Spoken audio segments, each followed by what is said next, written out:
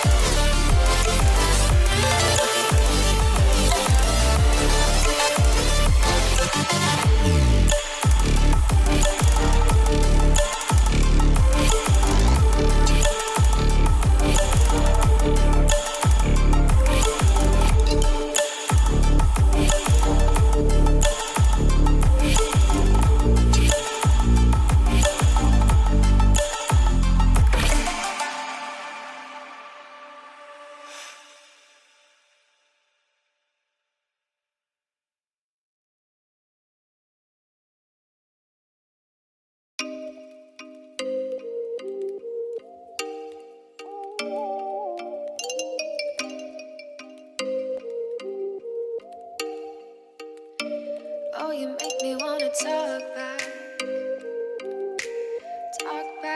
to you. Say it like that. If I hate you, then find someone new. Baby, but you know I never will. No, so I choke you down just like a pill.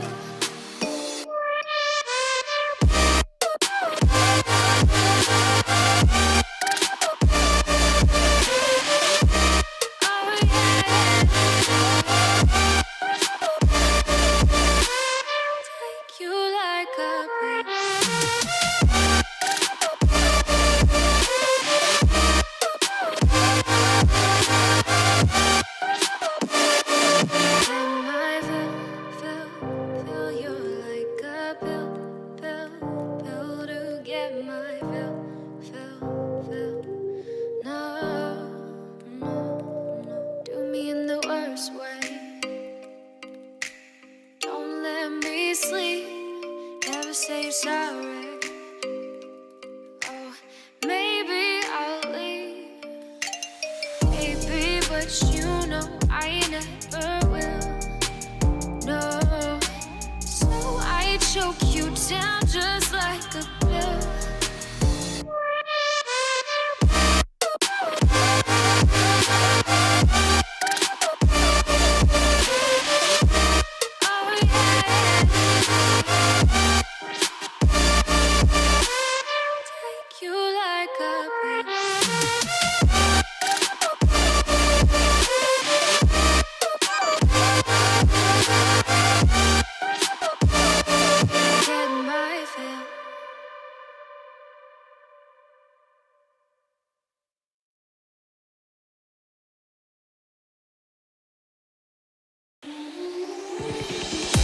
There was a time when you had me falling to the ground, like a king without a crown. Whoa, why you make it hard? Don't let me down. You might as well be lost, but I'm found. I'm waiting for your love. You just keep me hanging on, and I deserve to stay, and I'll find my way. Just know you're not alone, 'cause I'm your home. I wanna be with you always. No, you're not alone, 'cause I'm your home. Whoa.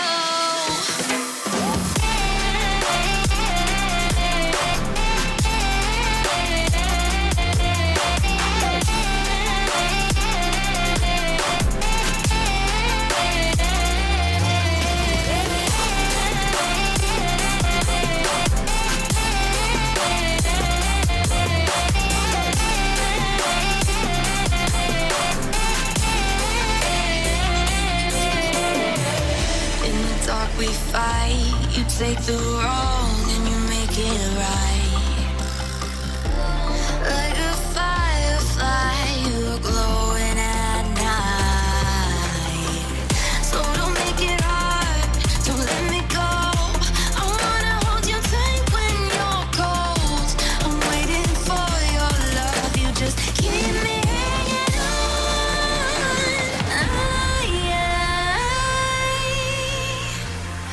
I deserve to stay, and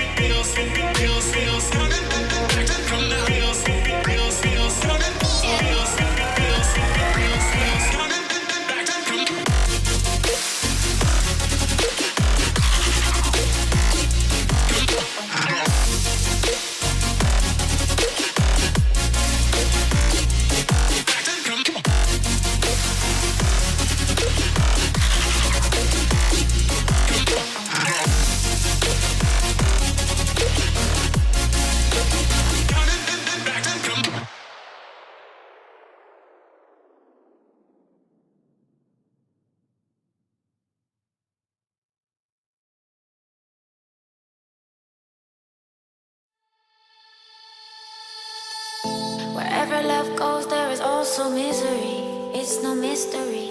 And you and I, we got history, yeah. Wherever love flows, there is also tragedy. When we're in too deep. And you and I, we got history, yeah. Go look in the mirror, say, hey, I'm sorry for all the pain. I'm sorry for all the pain. Go look in the mirror, say, hey, I'm sorry for all the pain. I'm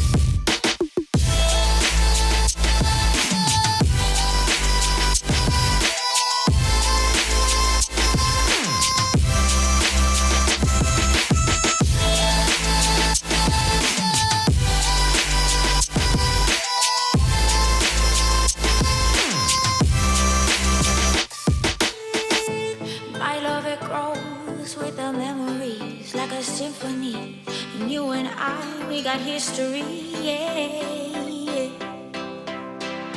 And when you're alone, do you say my name or you say her name?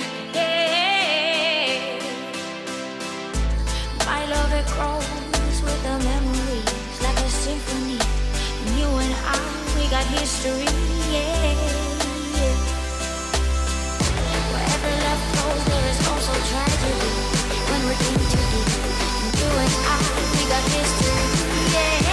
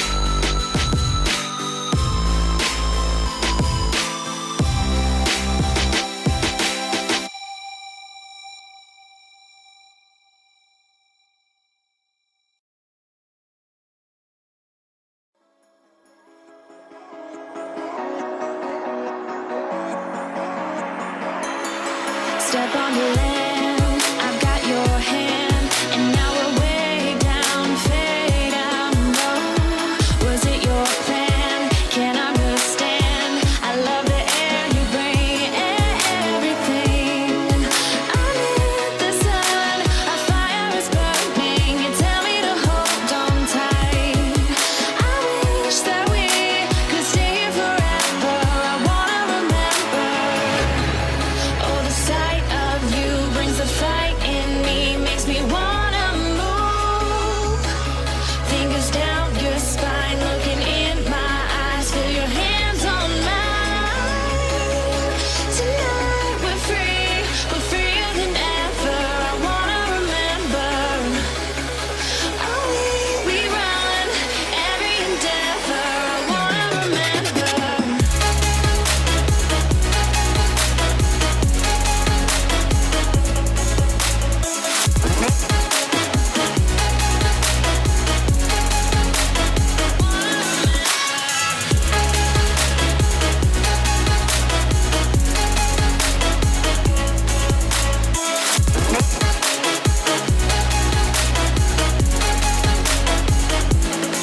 Step on the land, I've got your hand, and now we're way down, fade out, no.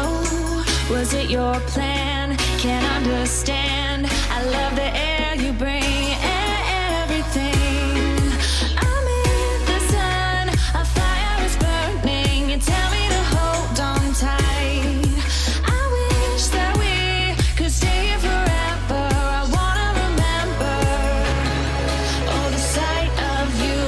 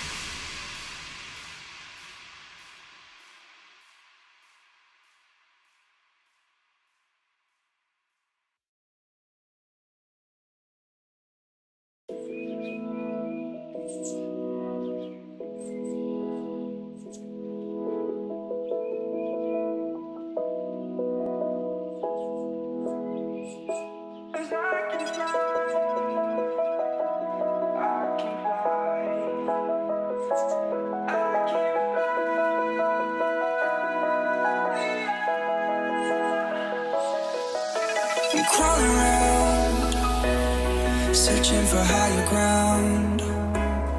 Can't see in front of me, my enemies. I've tried every possibility, ability to know if I can bleed. If that's what you wanted, you won't get it tonight.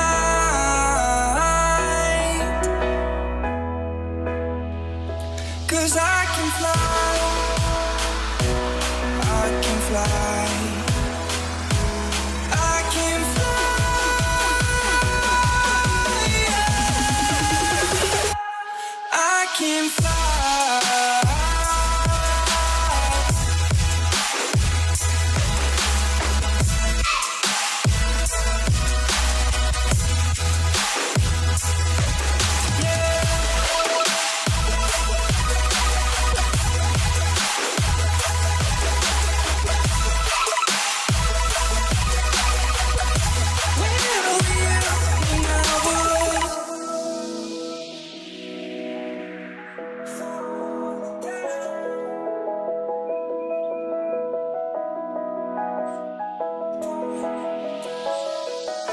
I'm crawling around, searching for higher ground. Can't see in front of me, my enemies. I've tried every possibility, ability to know if I can bleed. If that's what you wanted, you won't get it tonight.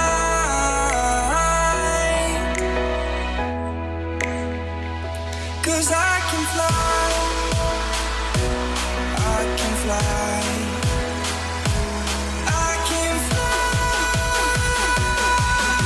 yeah. I can fly.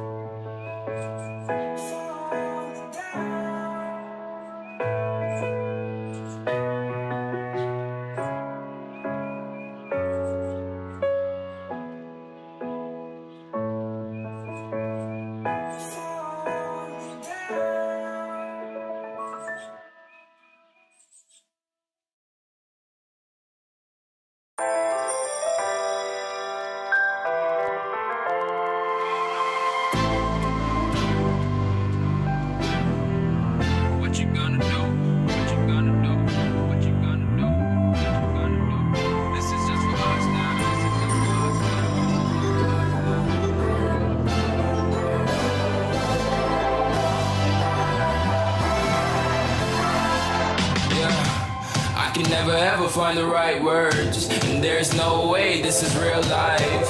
There's no telling you're the right girl, so I can only say that it feels right. It feels right, it feels right. Yeah, I can only say that it feels right. It feels right, it feels right. Yeah, I can only say that it feels right.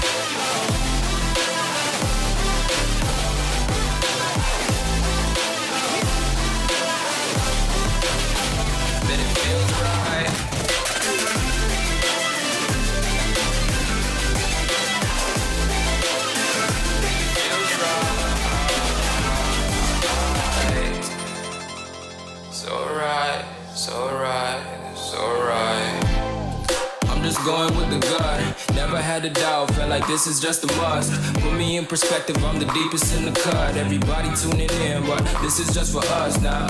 We know I ain't ballin' yet, hoes wanna holler, oh no, I don't call them back. Girl, let me see you hold it down, we gon' have a blast. Cause I just wanna know what you gonna do with all of that. Ain't gotta say a word, I know what's up, you can have it all.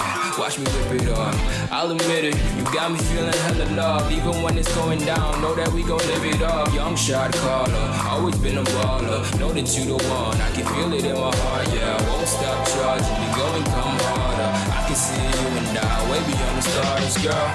I can never ever find the right words, and there's no way this is real life.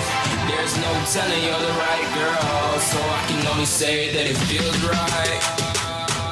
It feels right. It feels right. It feels right.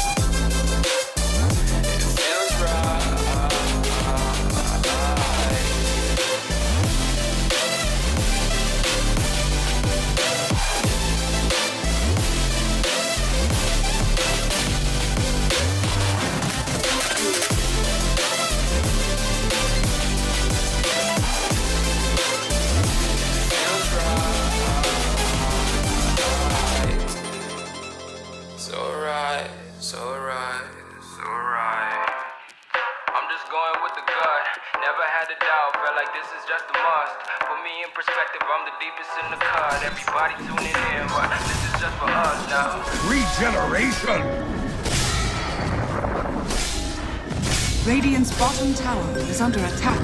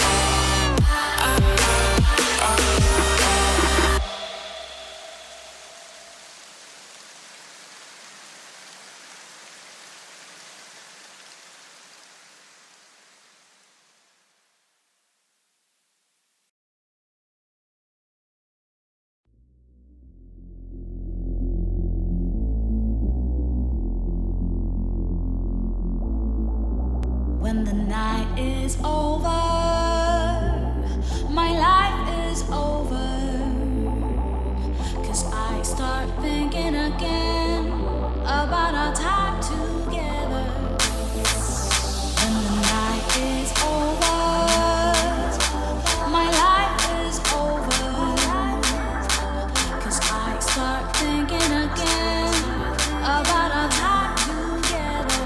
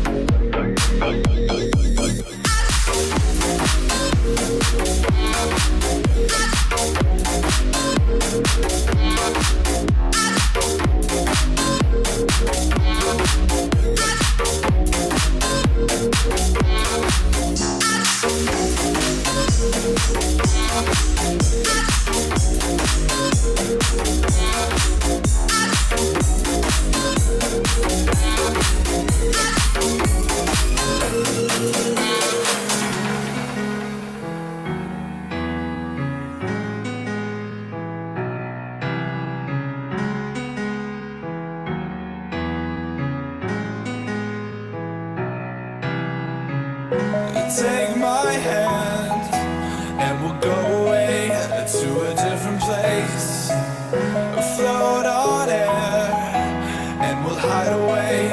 I'll be your escape. Look up and feel the shifting winds tossing us around again. Hold tight, you're ready to begin, and just levitate.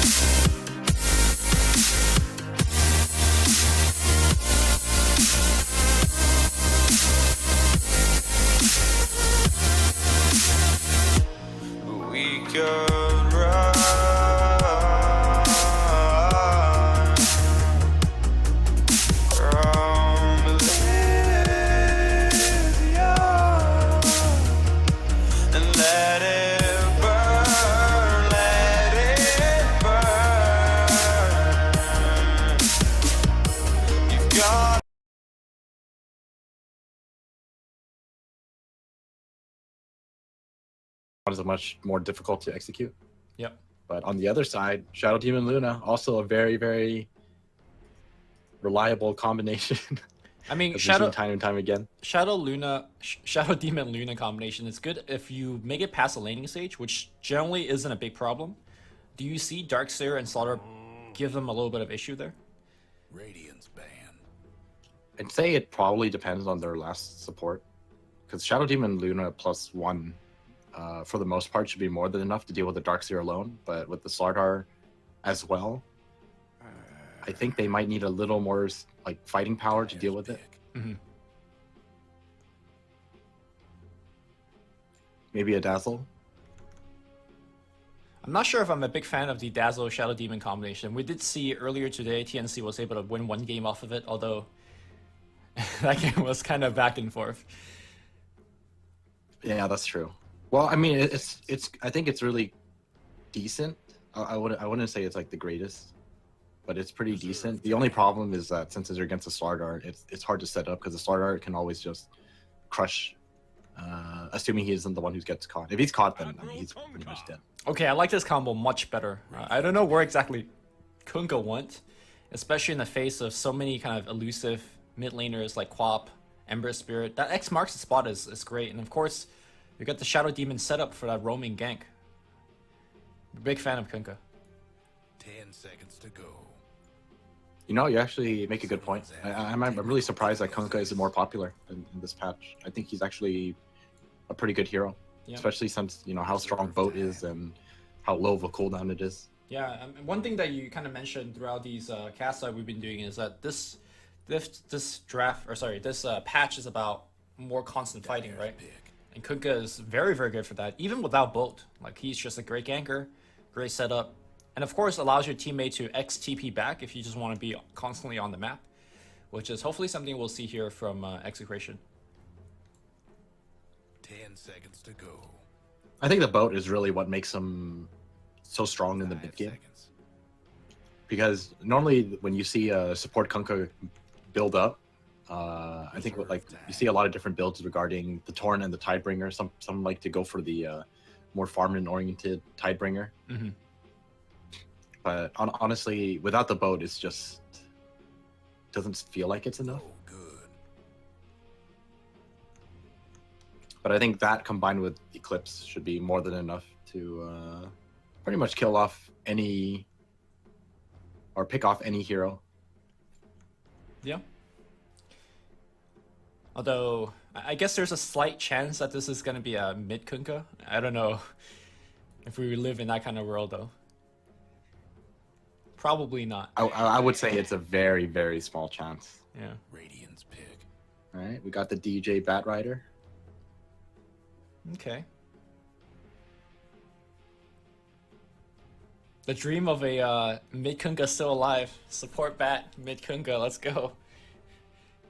10 seconds to go. Or you could have I mean, the Bat Rider's pretty much gotta be off lane. Dyer's banned. This is like DJ's hero, isn't it? Yeah, it really is. Speaking of a player's hero, this is gonna be Jay's hero, or a Raging Potato, depending whichever one, or Basky Mikasi. He is. I think this is actually his best hero in terms of taking over the game.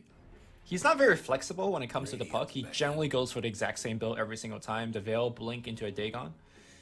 And he just carries, just kills people over and over again. Mirko's gonna leave the last hero for himself here to be drafted. Is there a core that you want against a Bat Rider in the off lane? Something like a Slark, perhaps? I actually would have liked to see a Life Stealer, but got banned out. Okay. 10 seconds to To go. deal with Bat Rider, huh? Or somebody that just lanes well that you could get decent farm and then progress into the mid game. I think this game is actually pretty decent for Morphling. Okay. Well, Morphling is But- one of his best heroes, so Yeah, but I think Slardar is probably gonna have to help the bottom lane as well if they end up going that route. I don't think Morphling and Rubik are enough to deal with the Bat Rider. I think Bat Rider will just destroy the both of them. okay. I'm trying to think of other alternatives. Maybe I think Juggernaut's also decent. Oh, Juggernaut's banned out though, Yeah. so that's out of the question. Because Rubik is such a weak support, I think any very weak carry is suddenly out of the question, right? The Bat Rider, even by himself, could just threaten to kill both your lane. And I think Kunkka might even start in the bottom lane to give a little bit of harass. In terms of the mid lane for Execration, I'm expecting something like an OD. Good laning versus puck, and also good setup in the mid game. Astro into Torrent is a combination that we've seen many times in the past. Ooh.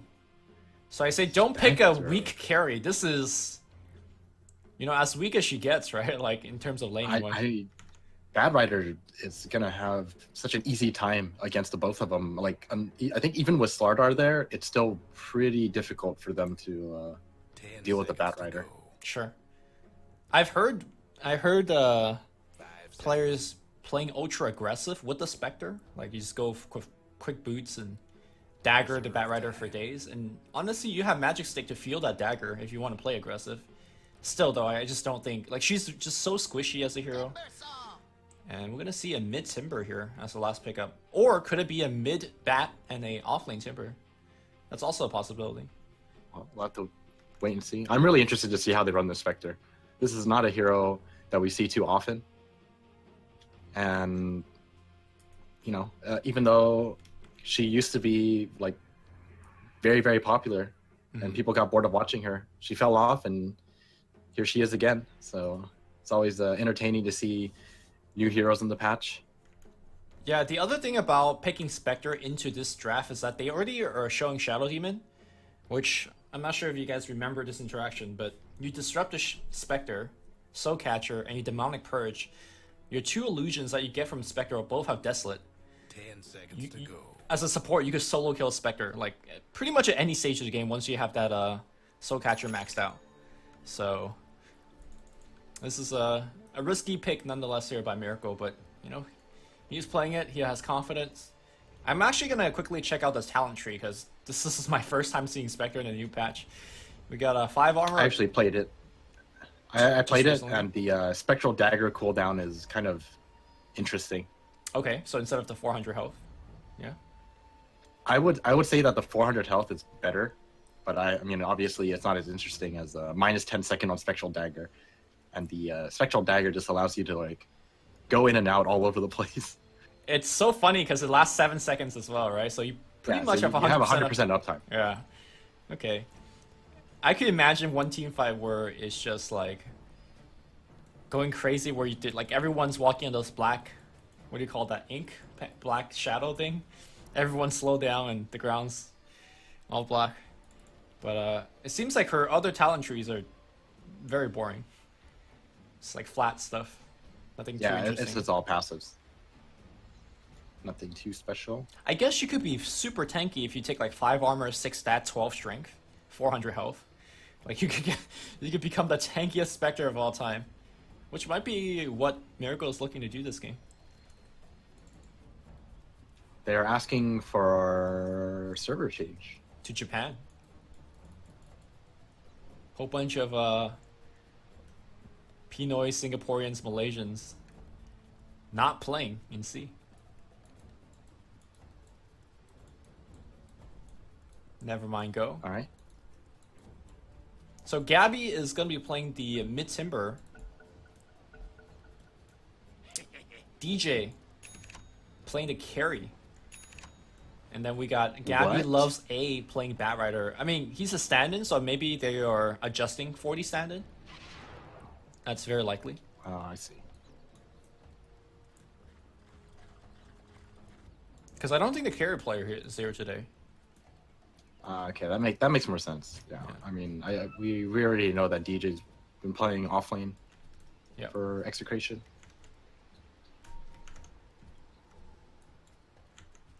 The tried and true early level 1 smoke into the enemy jungle. This is a very weird level 1 smoke, right? Batrider showing himself, but they're not going to run into anybody.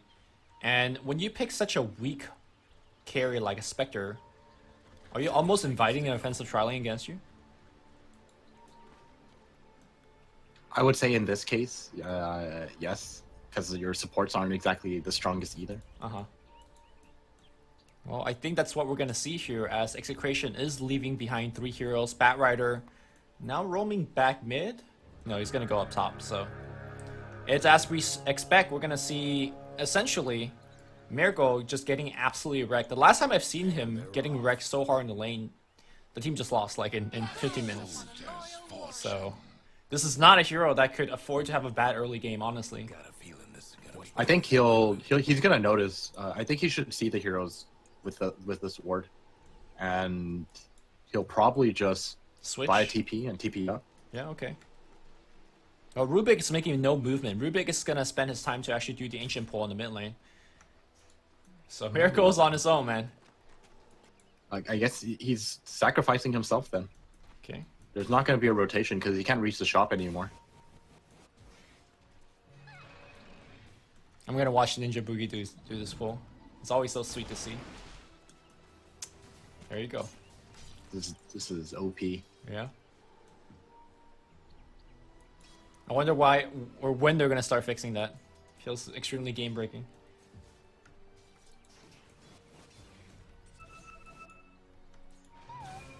Alright. Spectre is not going to be doing anything for a very long time. Oh, he's trying to reach the shop. Oh no. He might die for this. Okay, dagger? No, he's fine. He's in the trees. Oh, But now you're in an even worse position. Now he can't even leech from the lane because of this. it's okay. He's got another dagger. Where's the other dagger? Alright, he's gonna eat through. Okay, that's fine too. I mean, I think it's okay. They're winning mid because of the pull, and they're likely winning top, although Gabby Loves A is getting a ton of experience. It's definitely expected. There's not much you can do. Oh, up they top. want to go for a gank. Search for jewels here. They lift him up and toss him back, and Ninja Boogie's gonna find the first blood with the Fable. This is a very interesting way of playing things, right? Like, they're consciously sacking Miracle, and apparently they're okay with it. Yeah, very surprising. They're saying, Rubik, you stay up top. I think Rubik staying up top is the right choice, because I don't think Rubik by himself changes how this lane goes. Yeah, definitely. Well, you don't need to keep him top. You go back to mid lane and you ancient pull. Yeah. I want to say you only could do it like once, because those patch of trees are important. I've never really sat there and did it endlessly. When I say that though, That's what you say. He's doing it. Yeah. I mean, one ancient creep is a lot. There you go. Oh, Wait. what? It only got the range creep. That's what I mean. You need the trees. Unless you like physically aggro the hits on you. But it's fine. A range creep deny is still pretty good. Miracle's level 2.5. Okay. Not too bad, right? He's getting something at Yeah. least.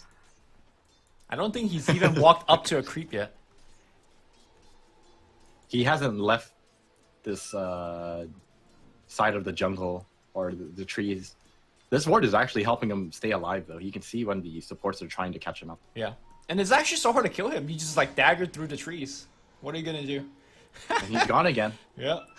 This is so clowny. I'm surprised he didn't have a Quelling Blade, though. It feels like a Quelling Blade is very important for this kind of playstyle. Although maybe he just doesn't want to take down any trees. Yeah, Rather, I I'm don't think surprised. he wants to cut down. I'm surprised Kunkka hasn't bought a Quelling Blade. Just like go ham on the trees, you know? They're gonna catch him. Are they? He's got They dagger. see him. Oh, disruption.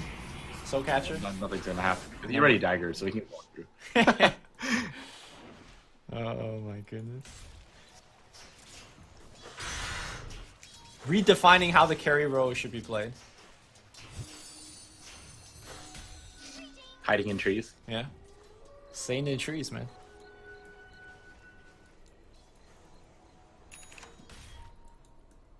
In terms of the farm go, Luna farming the best, as you would expect. Puck keeping up very well in the mid lane. And Darkseer obviously farming extremely well as well. Gabby really laying down the harass here against the Jay. Jay does have an invis rune, but even with this level 6, I don't think he can solo kill Gabby unless like 2 people rotate in. Looks like we have Ninja Boogie rotating to the bottom lane, but as I mentioned earlier, I don't think this changes the outcome of anything. Well, the lane is pushing in right now, so I think Mineski needs to get ready to rotate. I don't think he wants to... Okay, never mind. They're just going to go for the pull instead. Yep, more creeps are denied. Meanwhile, up top They need to wait. Yeah. They need to wait for Puck to hit 6, and then they make the rotation, and then start making space for Miracle. Yeah, but you have a level 3 Spectre with no mana and dagger because he spent it all. And then you have a level 3 Puck with... We want charges to Okay. be enough, eventually. Or soon. Oh, he's got a huge wave coming in, and I don't think they're going to be able to kill him. Yeah, he's actually quite tanky, like with that magic stick. I think any tower He's got dive... full health, too. Kunkka's gonna rotate in, but so is gonna be a TP in from Jules. Perhaps expecting a dive to be coming really, really soon. I just realized Jules is level 5. Yeah, man. He's actually the highest level on his team. Oh, not compared to the Puck. He's higher level than Darkseer for somehow. Looks like we're gonna see him make a go here. Jules gonna get a clap off, and all of a sudden they just turn around and kill. I really like that TP with the Iron Shell on him. And Miracle They will be did a lane swap. hitting creeps for the first time. I think doing the lane swap is correct for the side of Execration because I felt like they pretty much done all they needed to do to slow down Miracle. And the Bat Rider coming in will also slow him down pretty hard. Yeah, I think they kind of realized that they're in the top lane. DJ's gonna go down here. Okay. Nice rotation from the Puck. What did they realize? They realized that Puck is level 6, so the off lane is no longer safe for them because they can easily just rotate him in, and then they send him to the safe lane, and you know, next thing you know, he just gets ganked anyways. Yeah. The supports weren't there with him. When you rotate that lane, you want to rotate at least 2 people, I think. Luna by herself, not very tanky. Or at least, you know, get some information for your safe lane. Sure. There's like no warding or anything. Well, so far I gotta say this Shadow Demon Kunkka combination hasn't really done much. I mean, they have kept the Miracle down, which is important, but I think Mineski is quite okay with the exchange. I feel like these two needed to kill maybe Darkseer or Slaughter a couple of times, but they've been pretty much pinned to the bottom lane. Yeah, that lane ward that Miracle put Yeah. just made it so easy for them to know exactly where they were. And they just, you know, sacked their mid lane and the mid lane was fine because Timber isn't going to die, but their safe lane suffered heavily because their supports were kind of pinned down here to keep the Spectre down. Yep, they're trying to make a smoke gank up top here for R, but R is going to just double Iron Shell, push out the wave, and most likely head into the jungle to farm a little bit more. Gabby is going to rotate in as Timber well. here too. It's a 4-man rotation. Now R, okay, well, Oh, bottom lane. They're going Carlson on back? that. yeah, Bat Riders Most likely gonna go down. I say that though, he's going over the trees, but Miracle is chasing. Salve is gonna pop up. He's probably gonna pop the shrine as well. Yeah, it's gonna be fine. That was really close because Miracle has 3 in dispersion. He's probably he was trying to kill him with his own Firefly. Right.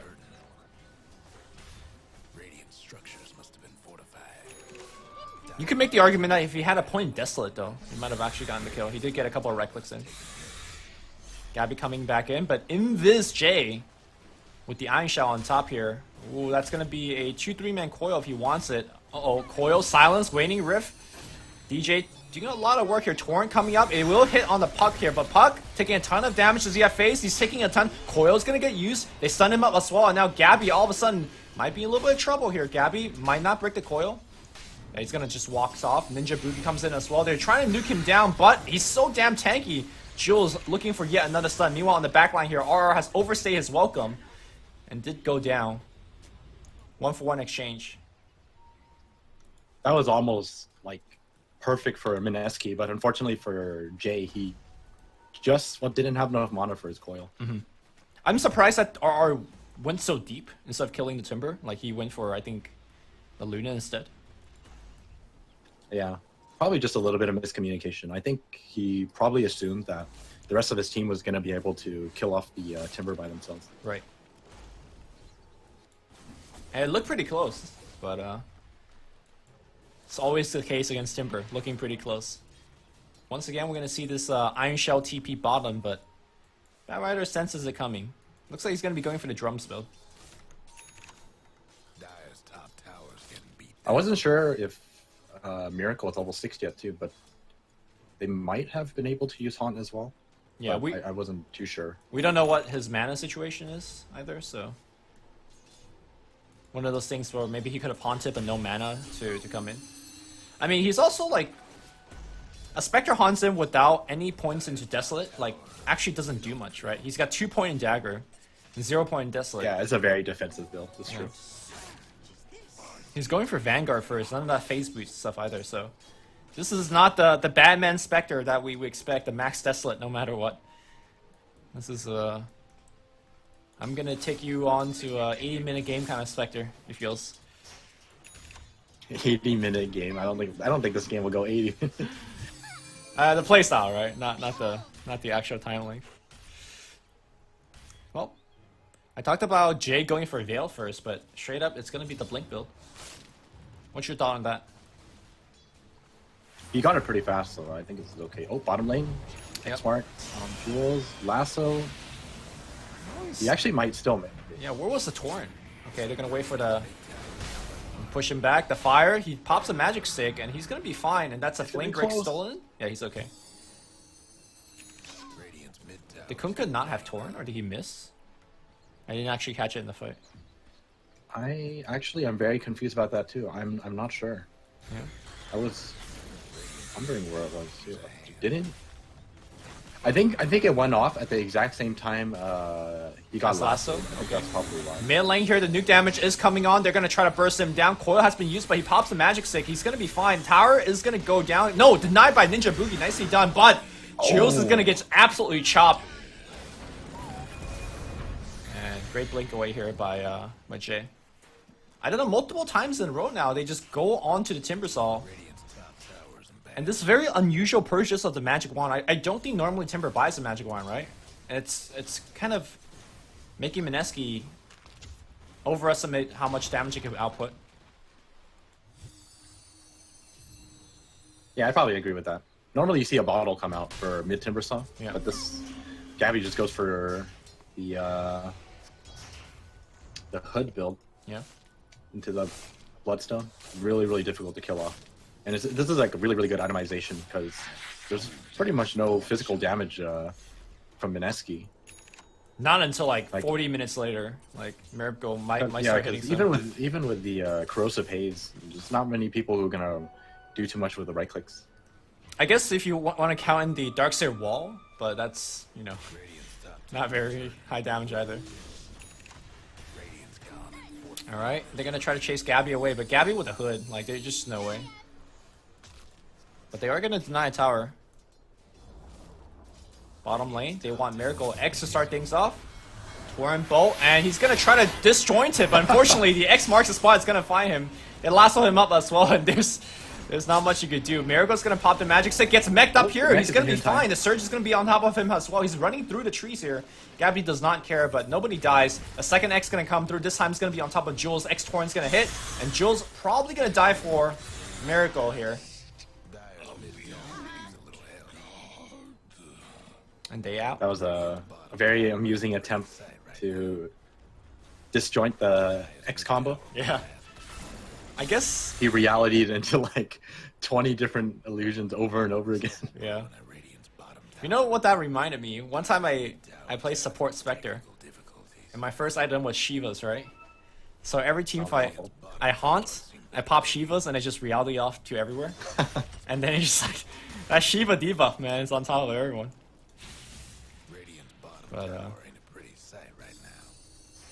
But, that's one thing that I wanted to see more pro players do, like using reality to dodge spells. It's very hard to do because you don't really get a lot of practice with that kind of stuff. But yeah, I'm pretty sure the only thing you can do is click on your mini map over and over again. Yeah, just make them confused, man.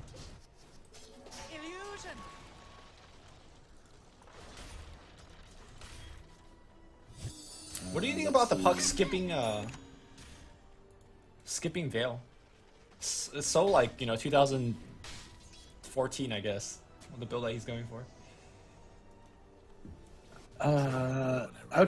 I kind of agree with you on Veil being a very good item overall, but to be fair, their team doesn't exactly have like insane nuke potential apart from just himself.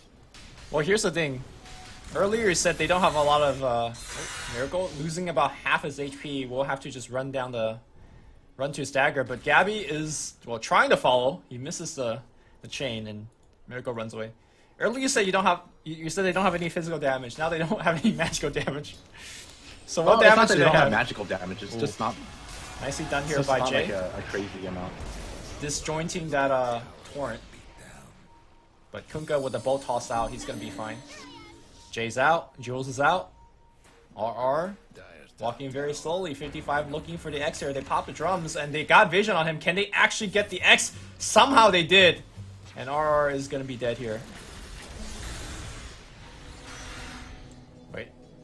Wait.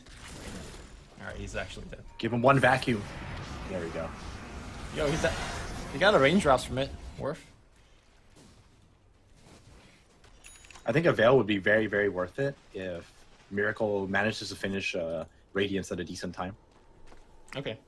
But I think if you don't go for Veil in the beginning, you don't really... you don't go back for a Veil, right? Go back for it at all. Yeah. That's also a good point. You kind of just like worry about other forms of puck items.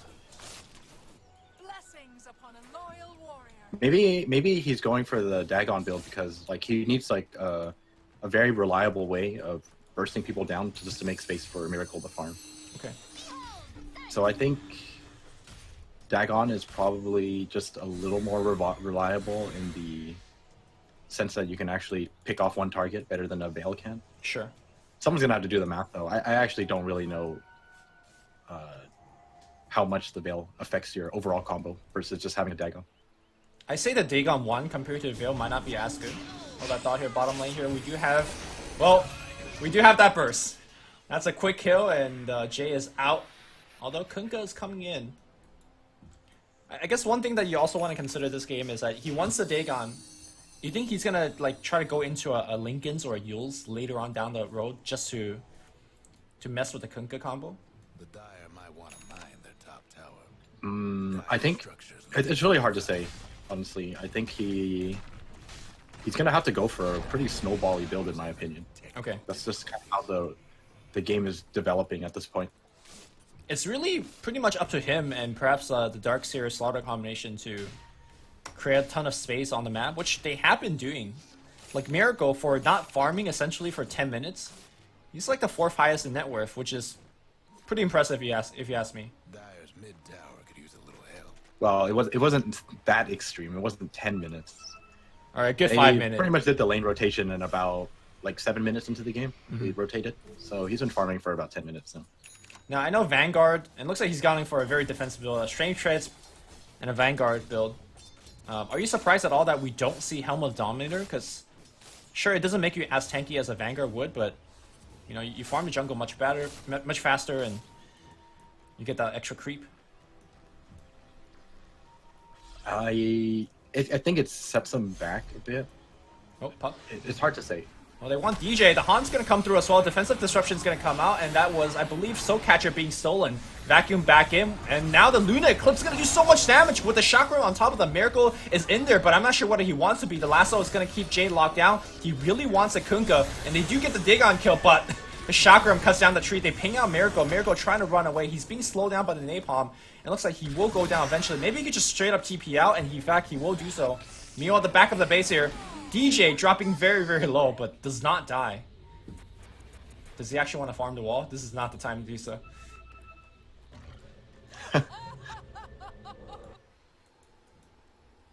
That was an Definitely interesting never fight the time. that Mineski wanted to take. I think they might have overestimated or underestimated just exactly how strong Execration is right now. They fought straight into the Eclipse and right next to a shrine too. Yeah. So a pretty ambitious attempt. Although I don't think the shrine really got used, but people was able to pour it in. You know what that Yeah, fight? just reinforced quickly. You know what that fight was about for me is the Coco Rum. Like there were so many people dropping super low, like DJ in particular, right towards the end of the fight.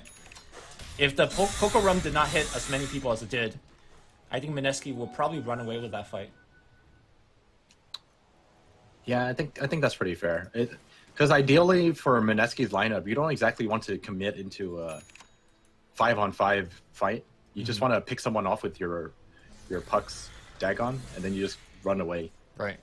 Like 1 or 2 heroes, and then you just run away. Take your winnings, if possible, obviously. Yeah. I also wasn't sure whether DJ held his ultimate until the Spectre illusions were down. It felt like that was the case because the Haunt came out pretty much instantly, and DJ got disrupted, so he was okay for a while. But That's a good point. I think that's something that Miracle should try to do, like maybe hold the Haunt even until he sees Eclipse coming online, because that could just block a ton of that damage output. Dire's mid tower won't last much longer. There goes Radiant's I like this little Dire's mid defense mechanism from Execration. They X the Timber Saw, and you just TPs up top to defend. They're putting in a ton of pressure. Oh, Gabby? Gonna get found here. Meanwhile, DJ is gonna steal the stack from the other side. Execration doing quite well, but Mineski is answering back. They are gonna actually get a tier 2 tower essentially for free. Timbersaw's TP being down was a pretty big deal there. But uh-oh, Miracle going into the trees. DJ, did he not see the Rubik? I am kind of surprised too. I think he did, but I think he assumed that he wasn't gonna get it in time, I guess. Yeah. Looked pretty close there if he fired it off. Yeah. I actually think he would have been able to make it in time easily if he did it immediately. But I think at this point, Mineski just waits for Radiance. Unless they have some smokes, you could probably commit one just to make a pick off or try to go for a pick off. It is hard to fight into this lineup that has Batrider and Kunkka. Radiant's toughened up their structures. Kind of just protecting your backline, and then Gabby standing in the front, making sure that you can't come in from that angle either. Mineski is just trying their best to go for trades, but this goal graph is gonna widen as we speak. The Dire best do something about that. The Radiant lost This Gabby's Timber Saw is like super farmed. Yeah. I mean, there's just no answer to him in this game, right? Dire just couldn't save that bottom tower. I don't think I would underestimate the burst potential from A puck? Jay's Puck build. Okay. Like he's just pretty much maxing out his Dagon. It's already at level 4, so the amount of damage he outputs is pretty insane. Dire's bottom Cutting the tower's waves. business. Yeah. I don't know if they really need the wave. Seems like okay. It looks like they do. I think they need the wave. Yeah. Backdoor protection. Lasso's gonna find Ninja.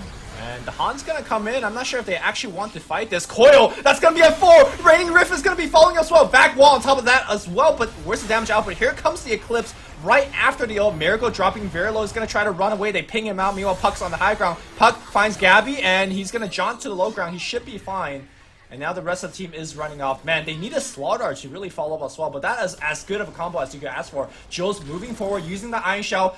Following DJ, he needs a little bit more, but he gets beamed down, and DJ turns around. Jules, okay, one more right click. Meanwhile, Puck comes in. He really wants DJ. He wants that Dagon. Blinking forward, they're slowing him down, and he's actually going to get trapped here. DJ needs to phase, needs to blink. He phased. The Vac's going to find him, but they still can't kill DJ. Puck's going to be dead on the backline here. And somehow, someone give me that Benny Heat theme music. He dominates the creep. He stuns him. Oh my god, the play by DJ though, and now Ninja Boogie TP's in, but the Chakram on the backline here. What a chain combo! Ninja Boogie now will run away with the Surge, and that means that Darkseer is dead to right as well. He's trying to TP out, he gets X back, and Ninja Boogie maybe could have went forward and gotten the kill, but he says, I've seen enough, man. XctN just playing with them. Oh my god, that was the most disastrous chase I've ever seen. Yeah. It's actually really, really bad that they lost the Puck there, but to lose the Darkseer and the Rubik for a second time, what a bait. We're just seeing some top tier baits. I mean, like today. That dominating on the Rock Golem. Oh my god, that was a really good play. Yeah. That was a really good. Because like I think most people would just like ran in a straight line, and the Mud Golem now chasing in the front line. Okay, Puck coming back in, but Gabby already has his Echo Shield on top of himself, so. I feel like XctN is in a super good spot after that fight, and Miracle died once again in that engagement, right? So that Radiance is further delayed. I can't help but feel that once Mineski does have the Radiance, though, these teamfights get much better. Because we see how close these teamfights actually are. And essentially, we're fighting 4v5 right now. Like, Miracle is not... I definitely agree. Yeah. Which is why I'm really surprised they're taking these head-on engagements, even though they don't have the damage from Spectre. Because right now, Spectre doesn't really offer too much, or anything really at all. Yeah. I guess one thing Spectre is doing is allowing the Puck to set up. Because generally when you haunt like that, like people are grouped up to not taking the Desolate damage, or they're running away in a single direction, single file. And we saw that allow the vacuum combo, the Darkseer, sorry, the Puck combo to go off, but it's not enough. Yeah. Right now his main goal in these team fights is pretty much just to soak up the damage, the AoE damage from XctN, like Eclipse Beams and Timber Saw and Firefly, and just disperse all of it. And DJ that's pretty much the extent of his damage right now. DJ once again just holds his Eclipse till the ults are over. And, you know, to give maximize damage output. Looks like Puck is going to be going for the Lincoln Sphere. Ooh, kind of interesting to see Hurricane Pike is the next item for Luna. Normally, I just see Luna's keep the Dragon Lance, and then you go for something like BKB next, or Butterfly. It makes sense, right? It seems like they're trying to kill the Luna pretty hard by chasing him over and over again. And against the Spectre, I think Hurricane Pike is a very fine item choice. Alright, XctN going for Roshan. This definitely doesn't look like there's even an attempt to stop them from this. Yep. I think Mineski is just committed to the idea of waiting for Radiance until their next team fight. Yeah, they kind of have to. I mean, they've lost all their outer towers, so it's Spectre Gaming or bust. But I'm not sure whether they're gonna get the time. 800 gold is a lot of time, man. Maybe he needs to sell like his Ring of Aquila or something to get that last bit. Because here comes the XctN. Not sure if putting the Iron Shell Miracle helps either. He's like missing a couple of last hits there. It's alright. He only missed one. Okay. I think he'll sell his Quelling Blade. He's gonna farm this wave, sell his Quelling Blade, buy a TP, farm the next wave, and then buy Radiance. Alright, let's all watch Miracle not miss a single asset here. Right, he needs a courier at the shop.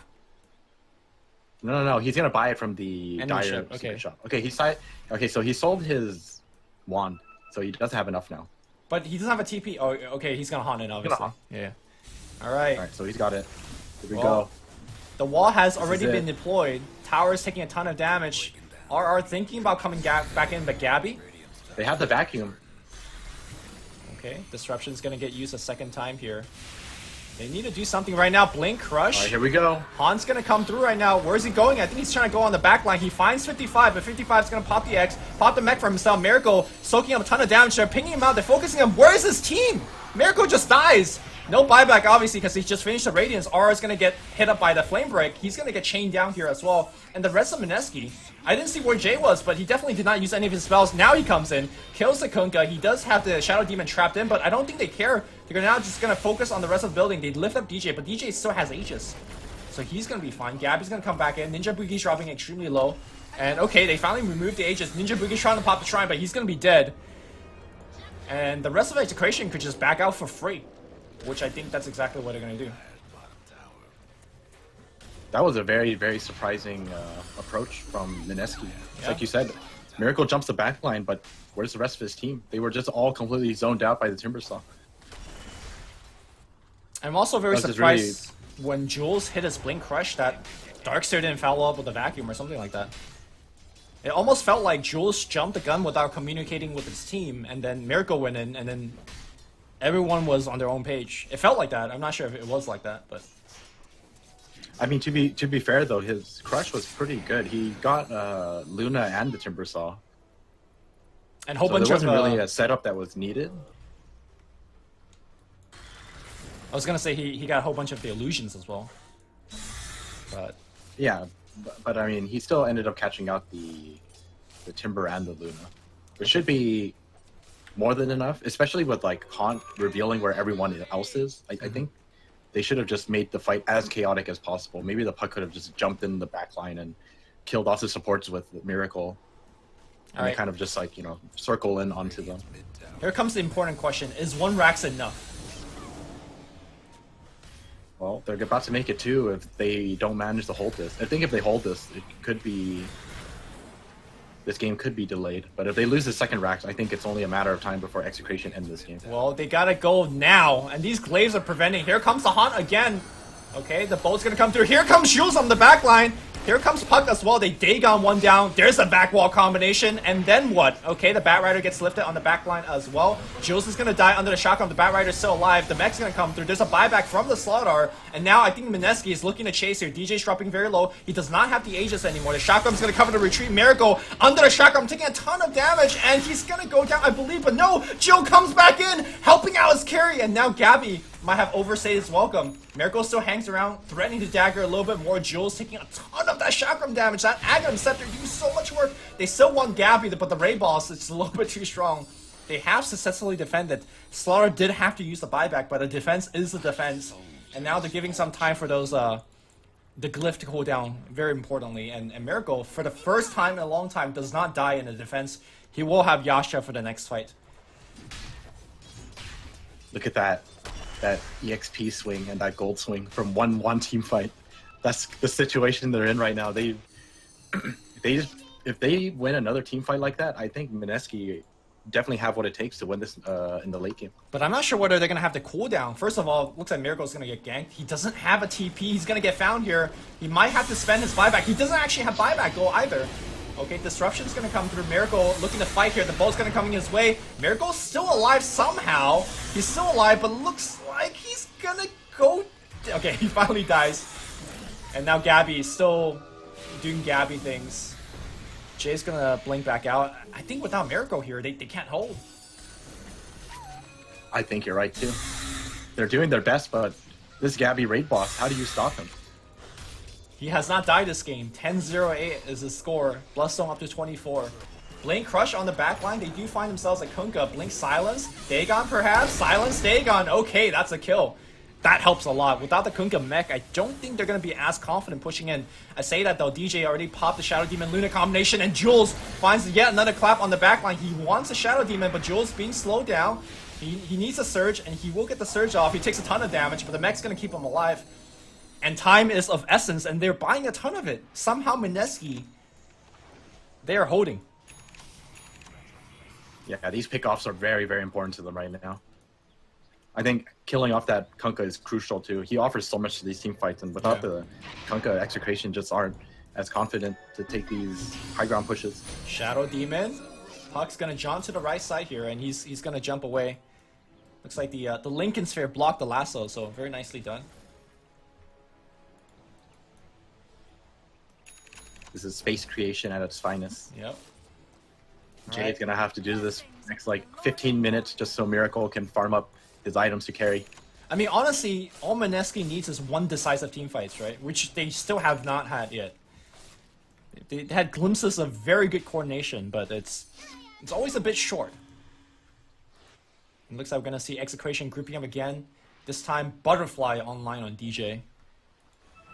When Mineski looking to fight this, they see DJ in the front line. They need to get the Shadow Demon in the back. The Han's gonna come through. The Deception has already been committed. Blink back while they're cutting off the retreat here, and that's gonna be a kill. Meanwhile, on the front here, it's gonna be Jay finding a coil on only one, and Shadow Demon's getting gained upon as well here. Jules looking for the kill. The Iron Shell will get the kill, and that's Batrider that's dead as well.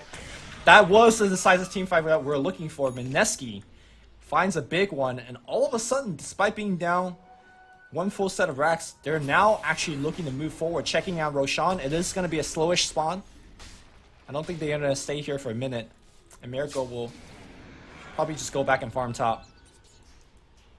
Oh man, the graph, it's climbing. It's going the other way. It's actually happening. Yeah. Still though, they still have to deal with this raid boss Gabby. I mean, and I don't think they have they don't exactly have enough still. Even like he's just so tanky. Physical and magic damage both don't really harm him in any way. Look at that damage he does. I mean, he does do a lot of damage, but it seems like Mineski is not really worried about him right now. They're okay just leaving him alive throughout the team fight. It seems like they want the Shadow Demon, they want the Kunkka, and they want the Luna. And like, yeah, sure, you can have your Batrider and your Timbersaw alive. That seems to be the way that Mineski is taking these fights. Oh my god. Oh my god. Jay forced to pop his ultimate just to survive here from Gabby.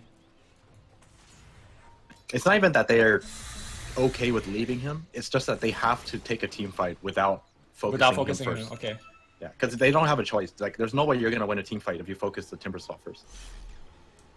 All right, we're going to try one more time here by Execration. They even popped the smoke here. Smoking behind Gabby. This is kind of what they have to do. Yep. To stand behind your wall. The Great Wall of Gabby. Checking on buyback status. Puck does have one, and Rubik has one, but that's pretty much it. The range racks will go down, and it seems like they're not looking to defend the melee racks either. Puck doing what he can, but Jules getting caught out. The Han's gonna come through right now, and Eclipse on the back line. Jules' HP evaporates instantly. Okay, back wall's gonna get dropped here. Where's the Spectre in all of this? I'm not too sure Spectre now in the back line, but they pretty much wasted their entire combination, and everybody's at full HP on the side of Execration. Keep in mind that's a dieback on the... Oh, Ninja Boogie taking a ton of damage. Looks like he'll be okay, getting searched back out. Gabby just takes the full-on frontal assault by the side of Mineski and just does not care. Now Puck comes back in. He wants to Dagon down DJ. DJ dropping low, and Jay still jaunting and phasing around. DJ hanging around the coil, breaks the coil. He's very low, and the Radiance is actually burning him down. Meanwhile, Puck might be a little bit of trouble. He phased. I believe he has Blink available. Oh no, he has to turn, but he will jaunt out. No, the Torrent finds him. And that is going to be a buyback. Gabby is still in the front line. I mean, the base is quote-unquote defended, but that's, you know, a couple more kills going into the pocket of DJ. I don't even know if you can consider that a defense. That was like buybacks, all your cooldowns, and you still lost the range racks, and your melee racks is down to a third. If they decide to just push again, I don't know if you can hold. Well, Roche is back up right now, and if they give it to DJ, that is going to be absolutely huge. I think that's going to be essentially the final fight for Mineski. They need to win that fight, or that will be the final fight. Like, there's just not enough damage. It has to come from this huge combo. Like, if they don't hit this combo, there's absolutely no way they're going to do enough damage. Well, So Roshan... we're going to have to keep an eye out for this Darkseer. A lot of this just relies on Darkseer. You know, his job is so hard. Even though he has a blink, the glaives are just bouncing so much. And of course, sometimes Shadow Demon just randomly dominates, you know, one of Miracle's illusions, and then, you know, you have Radiance to worry about. But it looks like it's going to be DJ picking up that Aegis, so he will have Aegis, Butterfly, Manta, and more importantly a Hurricane Pike, which you mentioned that we don't see too often, but he's going to have it this game. Mineski still wants to fight into this. Han's going to come back out. They see 55, I think. 55 X's himself. I'm not sure what that X is about. Oh my god, is this going to be a juke? No, he just straight up dies. Bat Rider hovering over the trees. And now they want to fight this. Kunkka's going to port right in. Okay, they actually break the lasso, and now Jay getting caught out. Jay's going to get absolutely blown up. That's a dieback. Yep, he's not going to have any way to join the fight for 100 seconds. Ninja Boo's going to get caught. He's also dead. Now what? Han's on cooldown as well here. Jules popping his BKB, trying to do what he can, but it's going to be retreat from Mineski, trying to run away from this team. Good luck. Miracle's going to TP out. Jules could blink out, and now Aura walks away. Okay. 55 unable to actually find anybody. They just called GG. They just called GG. Yeah, There's no way they can fight this. All right, this Gabby Timbersaw. What a beast. Yeah. I felt like Mineski kind of made a lot of strategic errors. For example, the mid tier 2 defense, when they didn't have Radiance, in fact they were very far off from Radiance, decided to take those fights was very questionable, and then chasing DJ in that big loop-de-loop was also not the play. But XctN, they definitely play very well, despite having a stand-in, right? Like, yeah, I agree. I think like if you pick the Spectre, I think it's definitely a lot safer if you just wait for Miracle to pick up his items, because it's not like they had the greatest lead. I don't even know if they had a lead, honestly, after the laning phase. And if they don't exactly do enough to make space for him to farm, like you actually have to be very, very patient until you get your core items to take a team fight, because there's just not enough damage. It's way too reliant on Jay to do all of the heavy lifting.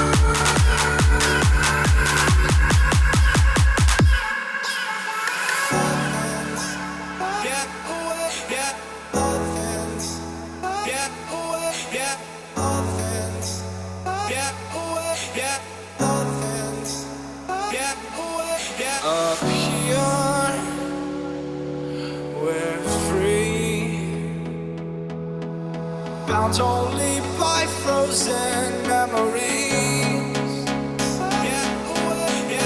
Lost in time, racing on these broken dreams tonight.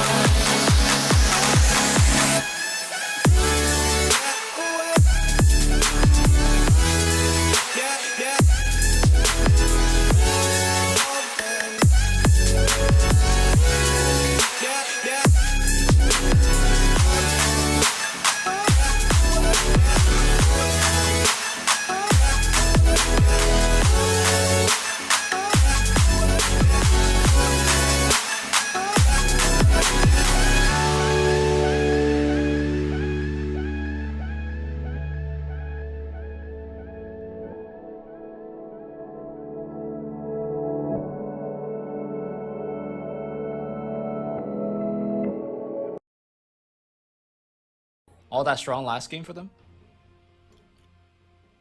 Not really. They won the lane with it, but you know, to vacuum into a crush, that was pretty much non-existent. Like it was never used.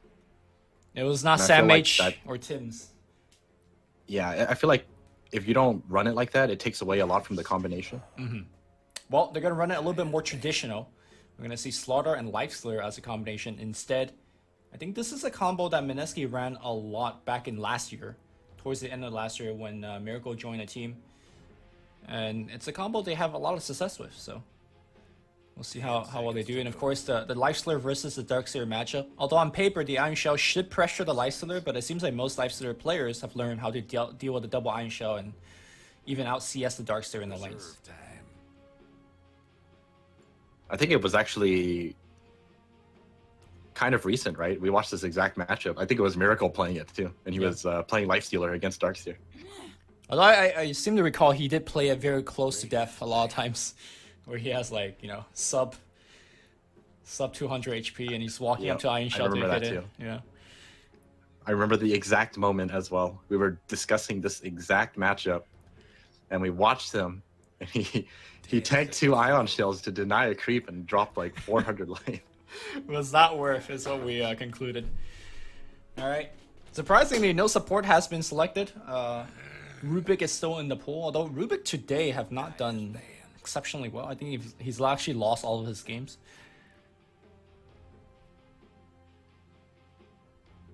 I think he's still pretty good here for, well, both sides. I think it's actually better for Mineski at the moment. Okay. Radiant's ban. I think Execration can still run it because Rubik is just one of those heroes where he's pretty decent in most situations. I think Rubik is especially not so good against heroes that could get up to your face and there's not much you could do about it. Lifestealer Slaughter combination being one of the hardest combination to go up against. But I think pros obviously have much better positioning that could kind of help out, but still. 10 seconds to go. Maybe we'll see a Winter Wyvern. It's one of the go-to supports for the Sword Art Lifestealer. Yeah. They do have a Darkseer, so there's some potential with that combination. You know, the only C team that we recall picking Winter Wyvern a lot is Afu from WG. Even they don't pick it anymore, I feel like.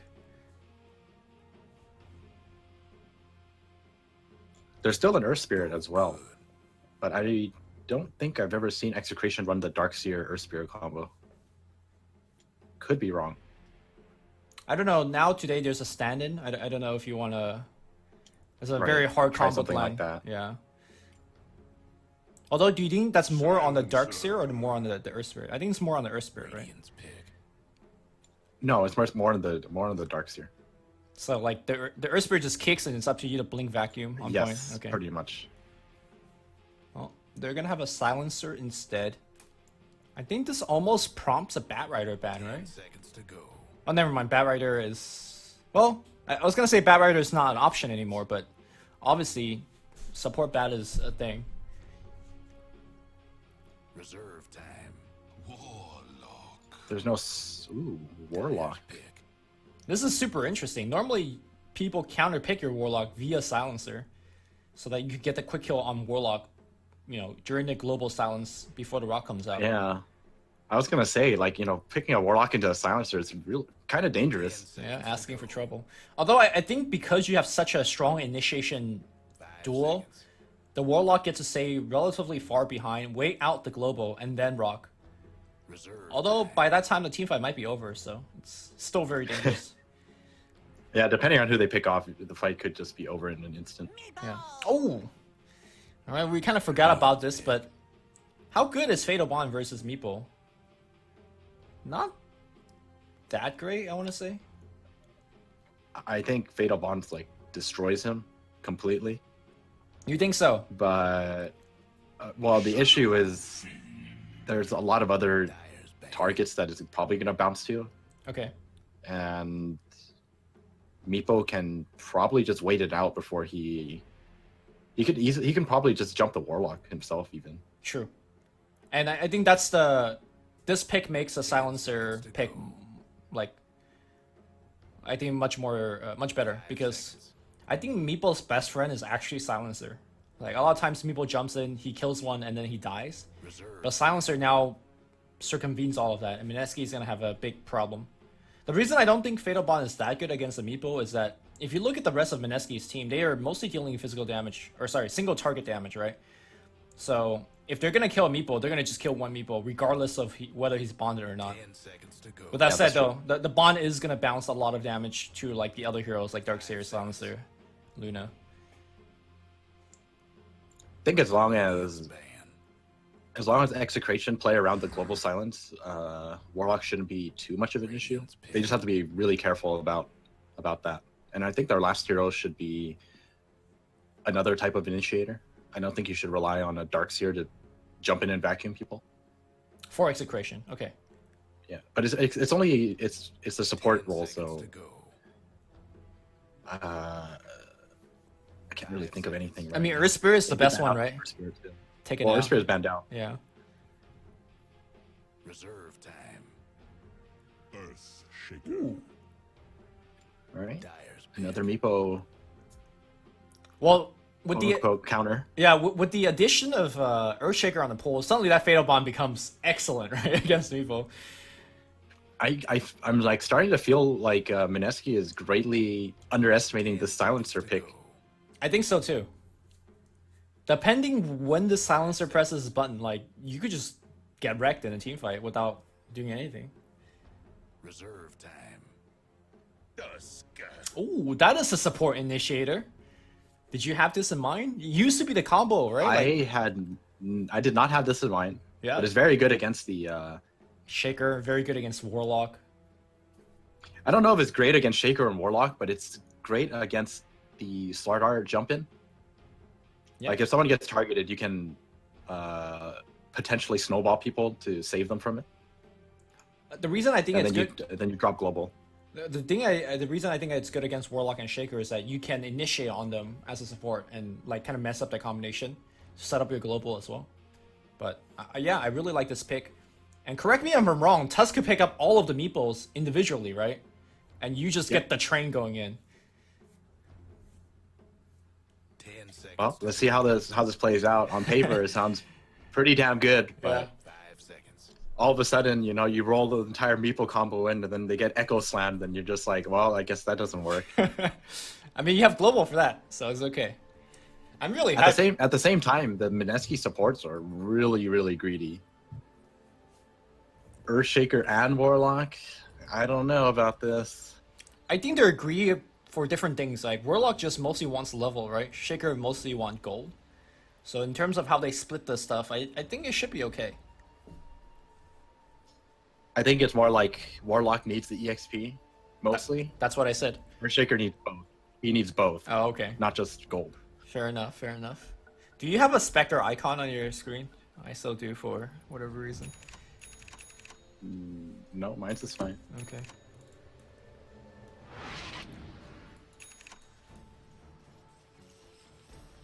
Oh, they have a J Lifestealer. This used to be Miracle Yeah. Zero. Miracle going mid. What is this, swapping it 2014? up. Yeah, man.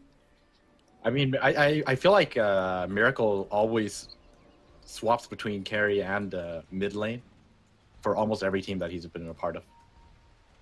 I mean, it's been like a couple months where he has exclusively played a carry.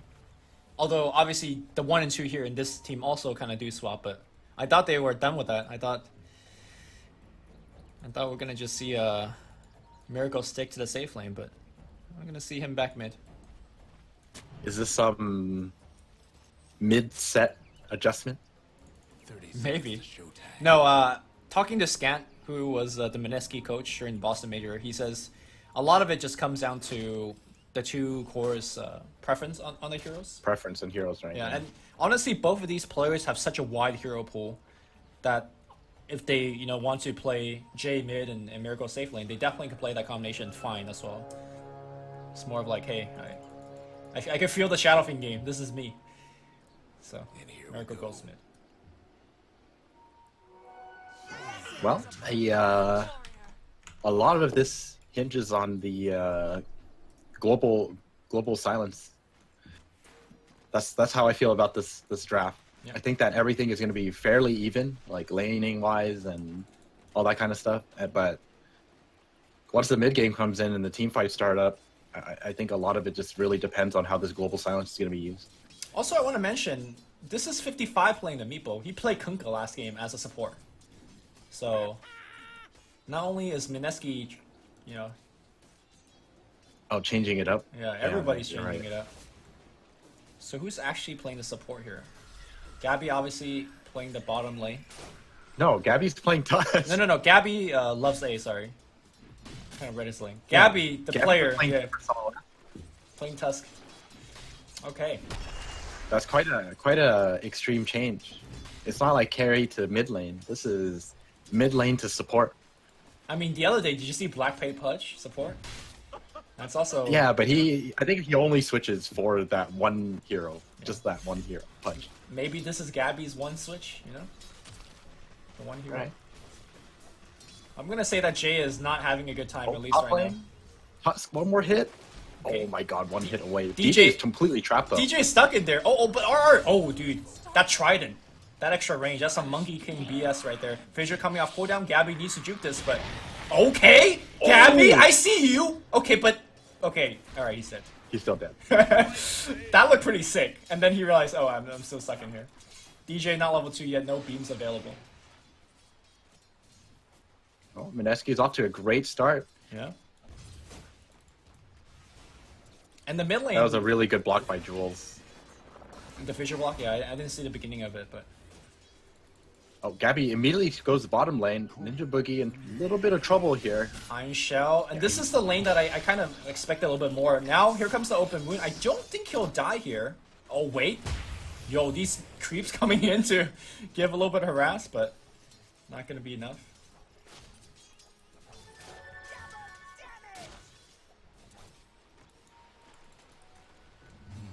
So, how's this matchup on the mid lane? I don't think we've seen this matchup too often. The Shadow Fiend versus Meepo. I think that Shadow Fiend... Actually, I think it's pretty even. Like, Meepo just stays in lane until Shadow Fiend hits level 5, and then I think you don't really try to fight the Shadow Fiend anymore. Yeah. I don't think either hero have too much kill potential over the other unless, like, one makes a big mistake. I guess if you put it that way, then it's more likely that a Shadow Fiend can lose. Sure. The Meepo has more potential in that sense. Yeah. It depends on what the build that Meepo goes for as well. I definitely see Meepo skip nets too. Although I don't personally agree with that, but...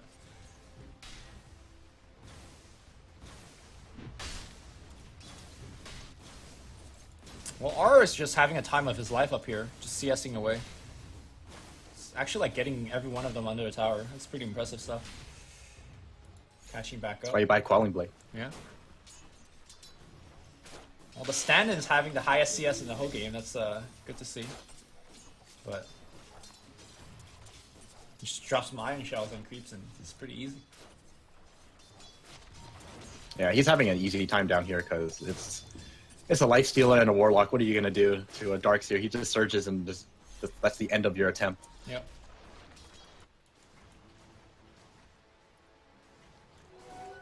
Some So every lane is kind of going kind of as expected. I think the double kill up top is the only unexpected thing about this. Yeah.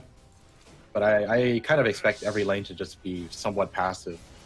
The only potential kill is just completely relies on how Gabby does on this Tusk. Yeah.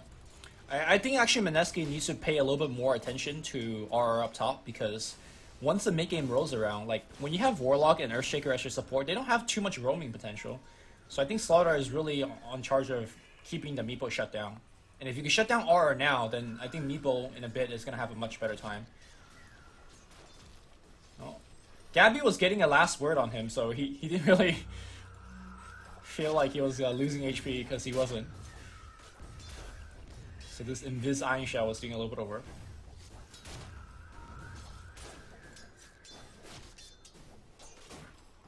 Okay, yeah, and Meepo is just farming jungle now. Because I don't think you want to trade against the Shadow Fiend in the middle lane. Okay, they want Gabby. Gabby's... sorry, not Gabby. Gabby loves A. He has Surge. We'll have to use it, but... looks like they forced him a Shrine. Not the biggest deal, honestly. Oh, Shrine's on cooldown. Okay, so he has to... kind of walk it off here.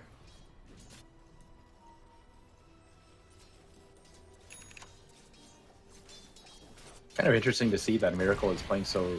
Oh, that fissure made his angle so strange. Yeah, he did. It was the fissure and the ice shard. It made him it angled his path to the right. I wonder what was his input for that. Like, was he just... did he right-click onto the thing? I think he just, like, moved command, and then his hero just moved in a very awkward spot. Well, what is... I think he just right-clicked cuss. Yo, Jay is looking to gank. What is happening right now? Jay walks across the field, and now he's looking to poof out. Good play by 55. Moves Meepo towards Lifestealer and the other one away. You want top lane? Or finds a kill, man. So, I say you need to shut down this Slaughter, and he's having a grand old time.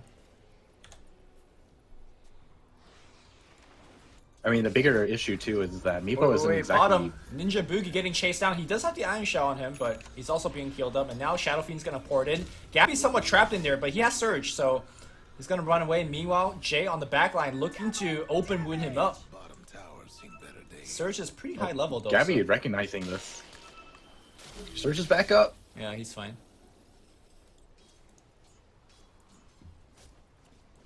That's a lot of time being wasted. Yeah, they got Miracle the TP down there as well. Some space created. Oh, kind of interesting to see. The Miracle doesn't go for a bottle. Wait, really? This is like the first time I've seen Shadow Fiend not going bottle. Yeah, I don't really see this ever. Yeah. I mean, his spells are just so mana intensive. How can you not bottle? Maybe he'll go back. He just opts for mono regen altogether. They see Gabby. Gabby's gonna roll, but now they're gonna bring him closer to tower. Okay, nice shard blocking off the fissure. Not really on point, but the TP's coming in here from the Lifestealer. Open Moonstay. He wants a Luna instead. I don't know about this now. Okay, Jay's gonna focus on target. Gabby, I think, still dead, but the Ice Shard slowing him down. The Infest is gonna actually hit the infused raindrops, and they still see Gabby. Gabby's making them work for it, but they get the kill. And meanwhile, I think Shadow Fiend just picked up a free kill in the backline. Okay.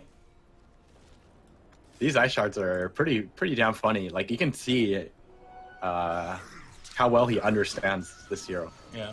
But unfortunately, it's not going to save him there. I mean, if he had a TP, maybe, but...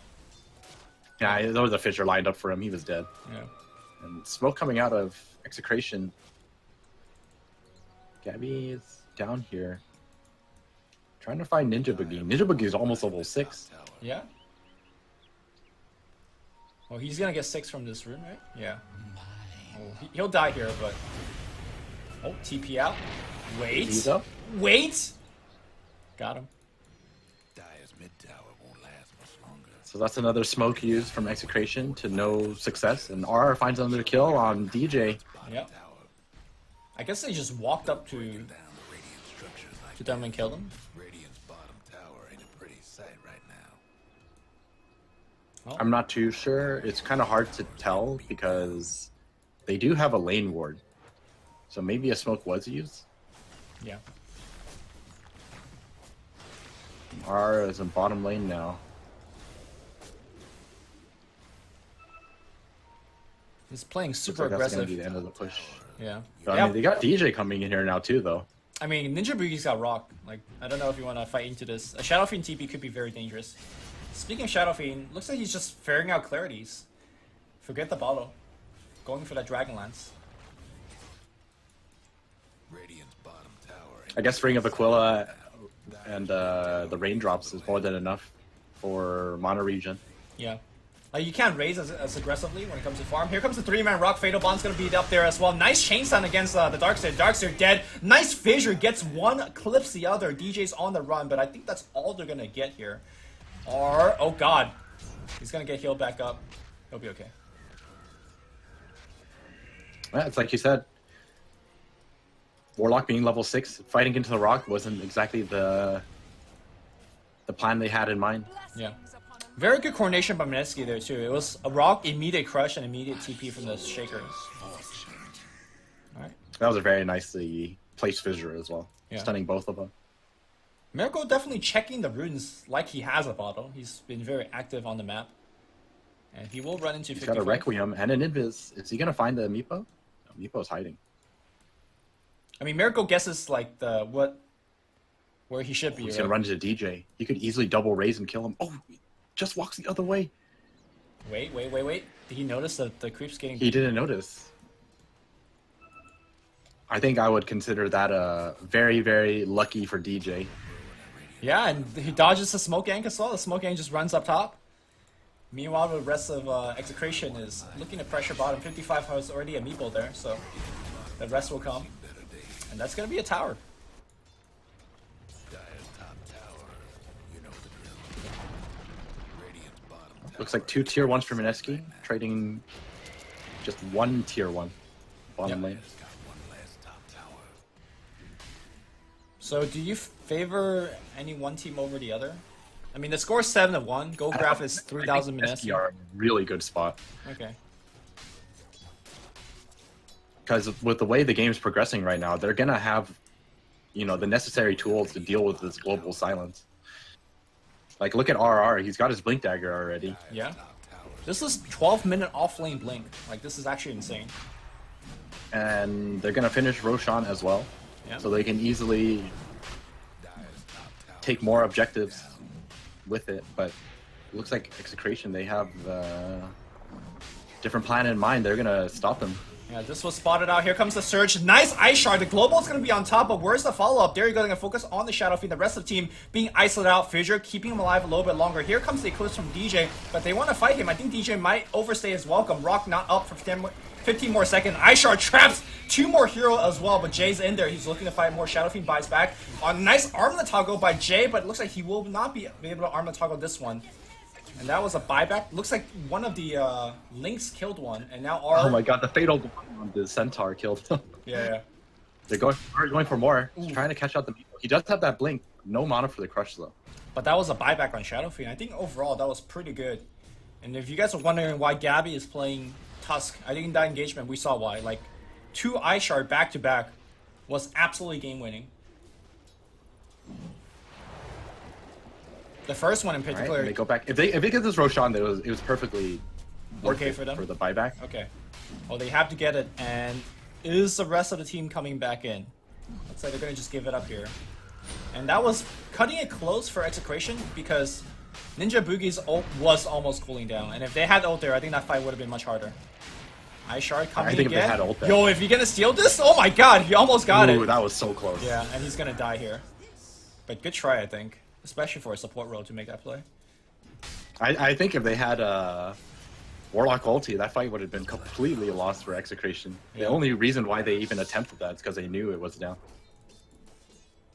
Oh my goodness. And Earthshaker has Blink Dagger. Jules is insanely farmed. Yeah, I'm not sure how he got that far. I guess he got a couple kills in that engagement. That helps. Getting dangerous. Well, I mean, he's 4-0 and 6, so he's doing really well for himself.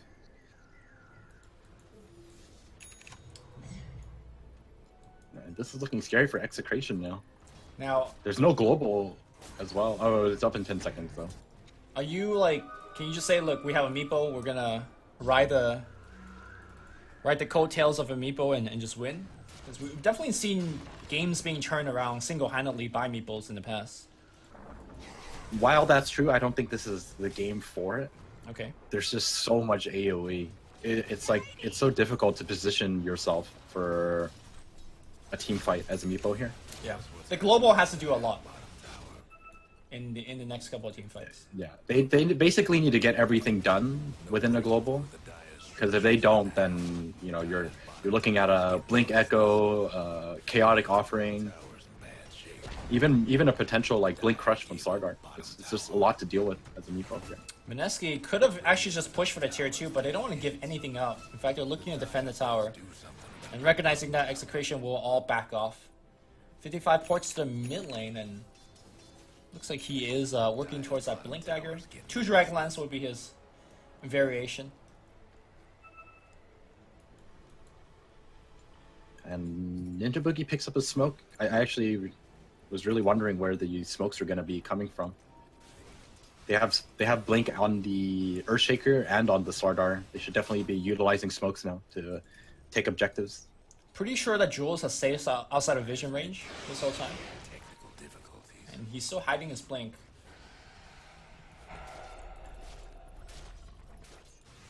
I wonder if they have Tome of Experience. I would definitely give all the Tome of Experiences to Jules, if possible. What exactly is the point that he's trying to hit? Level 10? Level 12? 15? You just want to max out your Aftershock. Okay. Makes it so that your combo is that much smoother. Well, tier 2 is going to go down, and honestly, there's no reply anywhere from Execration.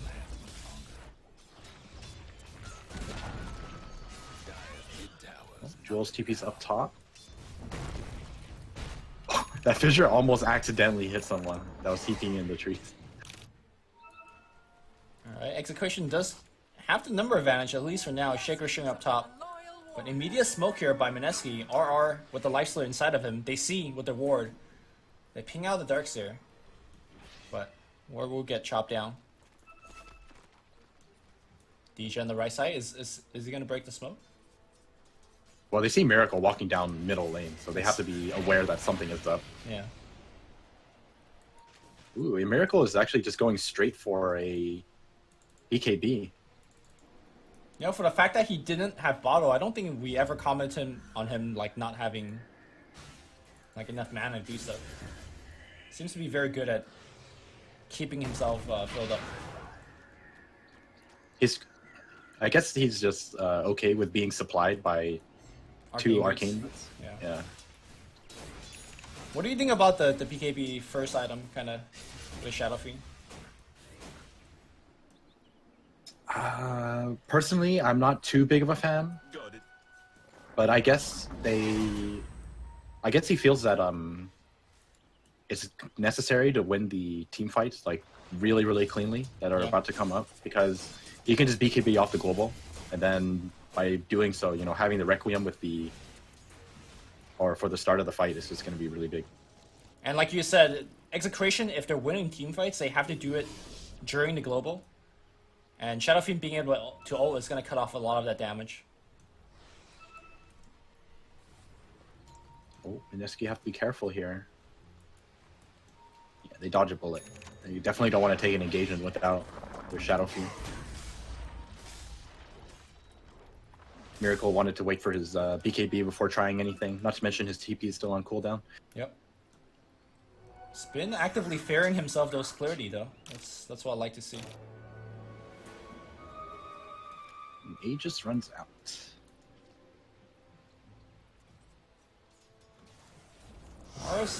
Global. Oh, that was a global. They tried to kill Jules. Did he just blink away? Yeah, he just blinked away. Alright, now just go down mid, right? If you're Mineski. He denied the tower and baited out a global silence. Oh, they see Luna. Luna's gonna get caught here. Open moons. The right click's gonna come through. DJ does not have a Mantis out just yet. He gets picked. TP gets cancelled. Tier 2 under siege. And all of a sudden, Mineski, probably with a tier 2, just walk up the high ground to start poking it a bit. If the Shaker wants to come, Shaker is already rotating over. They can't go just yet because Ninja Boogie is in the top lane right now. So I guess their plan of action is just to take that last tier 2. Okay.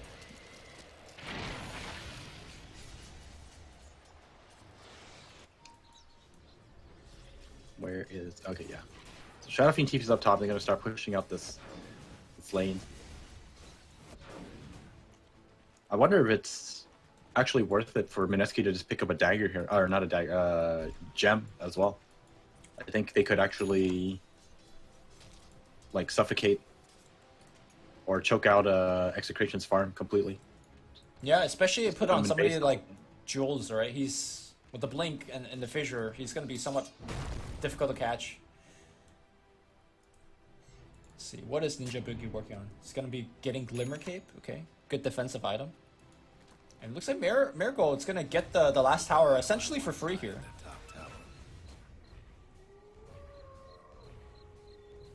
Execration don't have global for another 30 seconds. I don't think there's any way they can take a team fight without it.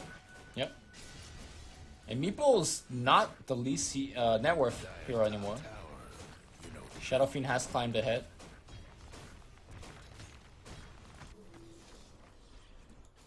This Meepo is working towards that first Ethereal Blade. Only 2,000, 2,100 off.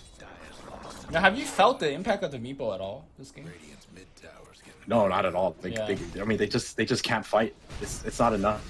He needs his team to fight with him.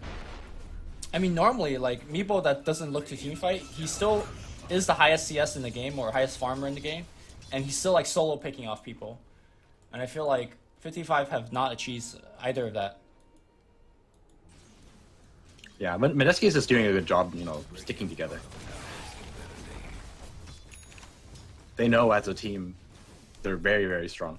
Mm-hmm. So Execration doesn't exactly have many openings to get pickoffs over across the map. So outer objectives, just one shrine remaining. I think Mineski will probably wait for the next Roshan before they try anything. Yeah, I think they got a lot of time on their hands. Their support skill... I still think they should get a gem. Oh, never mind. Yeah, Aura picked up a gem. Okay. Alright, it's time to go dewarding. You need to go check all the hills. Unfortunate he ran right. Didn't find the ward in the middle lane. Wait, got him. One more ward. Honestly, this ward doesn't really see too much either. Realistically speaking, I think Execration are pretty much blind on the map now. Yeah. I mean, it sees Mineski not being there. Does that help you a bit? He's gonna run into this one too. All right, Yeah. Goodbye, last ward. No, Quelling Blade it. Rest in peace, 100 gold. It's fine. He's got more important things in mind, like looking to where to deliver that Life Slayer bomb. Or Meeples? Wait, he's gonna find the Meepo. Meeple? Question mark. He's gonna try to port out, but these ones are gonna get cancelled. Now the Life Slayer is gonna pop out here. Okay, nice Ghost Scepter. Maybe should have gone for the non-main one. Global being used just defensively, but RR could actually still catch them. Okay, nice net as well as Curse. The Rock has been committed. They're fighting through the wall. I think this perhaps was a little bit too much. Echo Slam from huge echo. Jules! And where's the fissure? Okay, no fissure just yet, and they just poof out. Both teams using a ton of resource and getting absolutely nothing in return. Rock and Global. What happened to his fissure? I guess he used it earlier to farm and didn't have it. Is that what happened? Or he used it before he came in. I'm not sure. DJ coming in. I think DJ spotted, right? Oh, there's no vision through these trees. That's unfortunate. That was such a huge echo. They used Echo and Rock and Global, and not a single person died. But Mineski do pick up Roshan.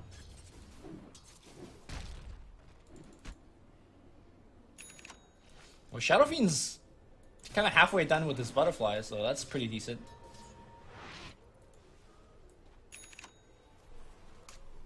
Kind of surprised to see him not go for that that Manta build. Yeah. Oh, Blink Crush. Goodbye, Silencer. Just dead. That gem starting to pay dividends. That's like 3 to 4 wards that has chopped down already, right? I believe 3. Yeah.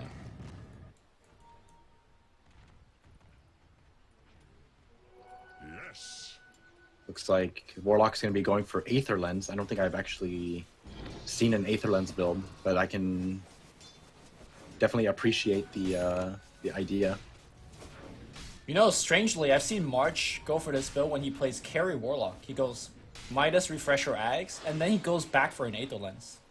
Which is super odd, because you buy Aether Lens as like your 4th or 5th item, but he says in that point of game, especially when you have Refresher, getting off 2 good Fatal Bonds is game winning, so I guess maybe just versus the Meepo in this game, he just want to get off a very good bond. Yeah, I can definitely understand that kind of build as well. 'Cause it's not, you know, as important. But with that thought, so we have a high ground push here. Yeah. I mean, Jay's got the Aegis, so should be more than happy to walk up and start hitting it. Alright, here comes the nets. Are they gonna see this ward? They got it. Okay. I mean, Execution look like they can't do anything. They're just watching They these can. rats. Yeah. Alright. They have global ready here. Lifestealer's gonna go up and go. Oh my no. god. The Can't global's die. gonna come out and that's a defensive punch. Meanwhile, on the backline here, Meepo poofs back in and you need to win this teamfight miracle. Letting his own rip and oh my god, all the Meepo trap in there. They just blow him out. Meanwhile, DJ has his BKB activated, but the BKB is about to run out. Jay's gonna respawn. The Meepo buys back and TP's in only to watch his range racks die. I think Mineski is more than happy to stay here. Yeah, everyone's all gassed back up. And they're gonna look to taking the second lane of racks here. They have to be kind of careful. I think the Darkseer has 4 staff, so a potential combo isn't out of the question. Okay. He forces RR in and runs away. Yeah. Easy 2 lanes of racks. And that's a global use. They don't have global. If Mineski really wanted to, I think they could just march down the last set of lane, march down the last set of racks. Yeah, to me that was a little bit of lazy positioning by the Silencer, getting so close to Isoler.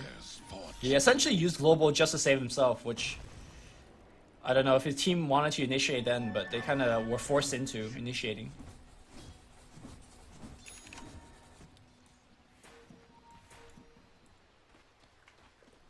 Alright, I think this is the all or nothing smoke. Wait, is there even a smoke? I don't even see a smoke. No, Who's just walking across the river? Uh-oh, and he's gonna go down again. Well, 2 hits. Oh no! It's gonna be 3. not like He has a this. blink. He has a blink. He has a blink. I mean, they have amp on him. Blink Crush? Okay. Cooldown on blink.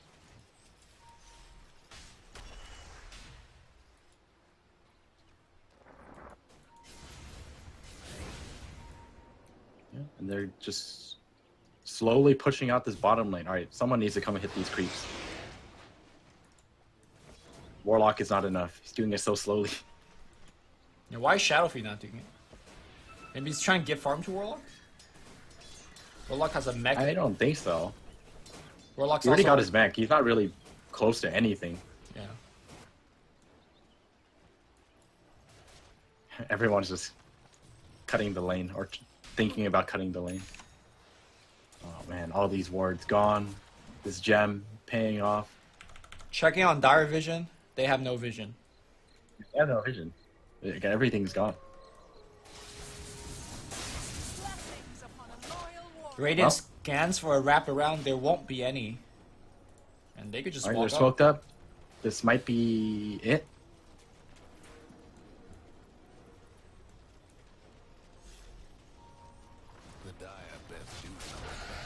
They need to kill off this Warlock and this Earthshaker if possible during the global. Like that's pretty much the only way they're gonna win.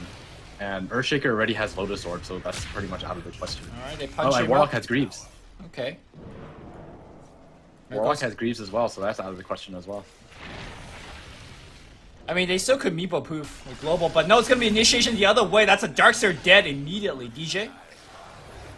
That's not BKB, so they don't want to force it too much, but with the Darkseer dead, that's a lot of teamfight down the drain. All right, blink. They're Here- just going. Yeah, the greave gets used, and the rock comes down. The fatal bond, the echoes. Oh my They god! called GG. They just called GG immediately. As soon as they saw the warlock go came down, they were done. Well, That's one of the funnier GGs I've seen called. They knew what was gonna happen, scores. and that was A beatdown, man. what a convincing win. Yeah. What went Almost wrong? another 3-2-2. What went wrong for Execration? Do you think? I think the laning phase was just not good enough, and I mentioned the Earthshaker and the Warlock being slightly greedy of supports, Yep. but it turns out that wasn't the case. It was perfectly fine. Like Warlock just kept pulling in the bottom lane. He got level 6 like in 8 minutes, and Jules dueling with the Slardar. They both finished their dagger in what I think. RR finished his dagger in 11 minutes, and Jules finished his in like 14. I think that. I mean, I don't disagree that they're greedy support. It's just that I don't think Execration was able to punish them. Right. The only active mobile hero was Gabby, and he wasn't. Honestly, he had a lot of great shards plays, but he wasn't able to kind of sever the map in half and start killing people with the Iron Shell. So I felt like the greed was not punished against Mineski. I think another more important thing too was that they just weren't able to accomplish anything with their global silence. Yeah. I think throughout the entire game, the global silence hasn't really secured them any victories apart from The Roche the fight, Roshan maybe? pit one. Yeah. Yeah, I don't even know if I can consider that a victory. Because they just bought back and came back in. Yeah. I think that was like pretty much a break even because they overall they like netted a decent amount from just taking down both the cores, but then it just evens out again because they lose Roshan. Also, this is the first time I felt like a Meepo did absolutely nothing this game, right? Like, he had no mid-game impact. He just kind of farmed. He wasn't able to pick off anybody. I think that's more credit to Mineski not getting caught out at all. Yeah, they just didn't get caught out. And honestly, I think their entire lineup just deals very well with against the Meepo. Like Yeah. all of them have AoE or that kind of thing. Well, that was a very strong Lot of game control. 2 by Mineski. They now even the series 1 game apiece. After a break, we're going to go into game 3, decider between Execration and Mineski. Do you want to hear, guys? We're going to take a break, and we'll be back.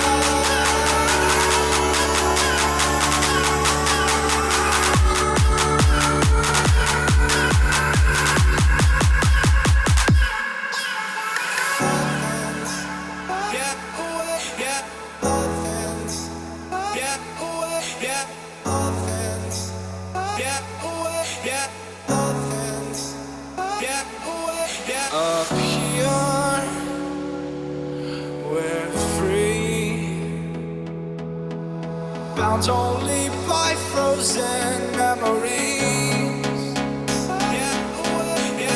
Lost in time, racing all these broken dreams tonight.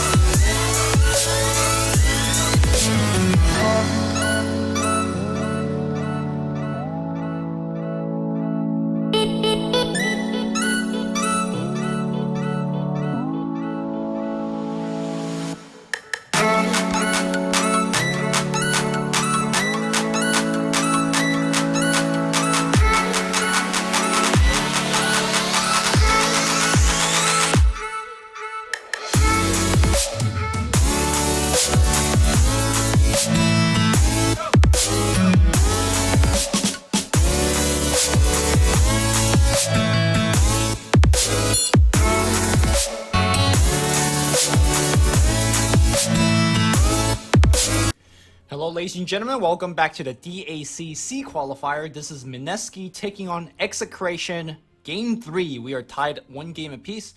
I am Luminous. I'm going to be joined by Aosin. And right from that, we got the Lone Druid Sniper picked up here by XctN. All right, and another Lone Druid game. Are you a fan of watching Lone Druid being played? Honestly, not so much at the moment. I think it's gotten to that point where it's not that interesting because everyone runs them the exact same way with the exact same item build. So there's nothing too new about it. Yeah. I'm waiting for now teams transitioning back to the carry Lone Druid, like the pushing variant, to surprise people a little bit. Because the timing, I mean, you said it's fairly similar, but the timing is very different in the sense that it's more like all in the sense. And you could actually knock down a lot of towers with it. I feel like the ranged Lone Druid is more about just like building a very strong core. At least that's my understanding of it. I don't know. I feel like the build itself actually does a lot of damage to buildings anyways. Okay. Like the current build, because you get 65 damage as a talent. Is there any reason then people are not sieging buildings as like a Shadow Fiend would be? I think they are though. Are they? Okay.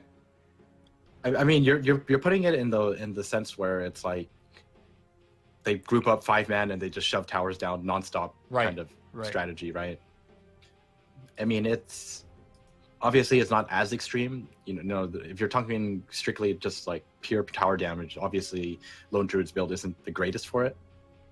But I think he still does like a very good job for it at it, and there's no reason to sacrifice this new OP range build just so that you can get in some tower damage earlier on. Sure.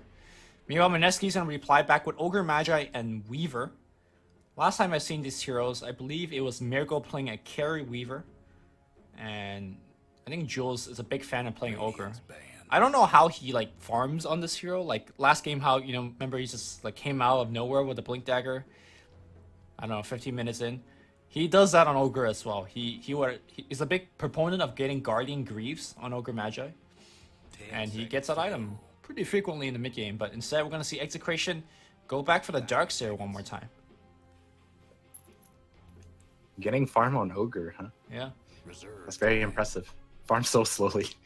I mean, he just like walks up, ignite a creep wave, hit it a couple of times, and gets every CS, move on. But obviously, his primary goal is going to be shoring up the lanes. The bodyguard. Yeah. 10 seconds to go. I'd have to say, I think Lone Druid is actually quite okay against the Ogre in your lane, right? Because of the bear. It's also that you have decent range. You might have to stock up on like a little more regen though, because a lot of it is the. Actually, no. I guess you're right, because even if you get ignited, you're not going to get right click. I don't think the ignite is too damaging. It depends if your bear has a Orb of Venom or not, which I think most people still start with Orb of Venom on the bear. I think if you go mid, I think a lot of them actually skip it. Okay. I think they just give the bear Quelling Blade instead. And Style Shield. 5 seconds. Lone Druid Darkseer though. Reserve. A lot of potential for just the bear running over people with the Iron Shell. I mean, does that still work or not work? Why wouldn't it work? I just thought of like some really old Darkseer bear interaction that you weren't allowed to put Iron Shell on the bear. I mean, you could put on heroes, you could put on creeps, you could put it on pretty much anything. The only thing I've seen that you can't put shell on is like on a building, or on a ward. Pretty sure it works on a bear. It used to be able to, you could do like Radiant's Bear Iron Shell, it just like runs as support. Crystal Maiden cries. I'm just like 10 seconds to go. totally confusing myself now. I just had like this random thought in my head as to why you can't Iron Shell your bear, and I'm actually still not sure if you can. But we'll find out. I'm pretty sure you can. That would be like an absurd interaction. But by the way, has Sometimes when you get tired, you just come up with some random stuff. next level stuff. Have you seen Omni Knight being banned out like pretty much every one of these games? It's like one of the teams just like second phase ban Omni Knight every time. It feels like it. Omni Knight's pretty OP. 10 Let's be seconds real. to go. So why not first phase pick it? 5 seconds. Not as OP as Ogre. I guess people don't feel as confident. Reserve. Like his skill set is really strong, but Yeah. laning him is kind of awkward. He's not a very great support laner because he really needs the EXP, and sometimes if you draft him too early as an offlaner, he gets punished really easily. Radiant's pick. Although I think most people have been leaning towards more of a support role for him. It seems like since the dawn of time, like on paper, Omni Knight is like a great hero. It's just that he never really gets played all that much. 10 seconds to go. But he's always just really good Yeah. because of his skill set. Except- I mean, you remember when his repel was just like insanely good? Yeah. It lasts like 20 seconds and the cooldown was only 12 or something like that. I mean, do you still want the old repel back where you could get countered by the diffusal blade, or this new one which is much shorter but it's pretty much guaranteed that it's good throughout the whole game? I think it's actually nicer this way, I feel. Yeah. It makes it more unique to him. Yeah, and not universally gets freely countered by, anything. By an item, right? Yeah. Well, we're gonna get Ember Spirit and an Underlord follow-up by Mineski. So this is gonna be Jay's hero. In the past, Jay has... Well, he has no problem committing in with triple remnant getting the kills. He has problems surviving after that, which is generally Jay's issue sometimes when he, goes a little bit too deep. And this game, he's playing Ember into Disruptor, so that's always a little bit scary. There's like no defensive abilities to help him with either. So it is definitely a little scary here. The only thing that's going to be helping him is like whatever utility items you pick up on Underlord. I mean, if this is a support Weaver and he could get to Axe, that's pretty much it, but yeah. Radiant's banned. Alright, we're gonna see Oh, that that's a good combo. Execration, Dark Seer, Earth Spirit. We've seen it in the past. This is a disruptor on it too. Yeah. This is the ultimate wombo combo if it lands. 10 seconds to go. A pretty strong pick against the Weaver, I must say. 5 seconds. It's great for Ember too. Yep. Reserve time. Wonder what execration I'm gonna pick for the last. And we're back. Are you more comfortable to see Longzhu as a carry or a mid? Or does it not really matter? I think it kind of matters. It's also preference. Like for example, TNC they always have Raven play it because Raven's lone druid is pretty insane.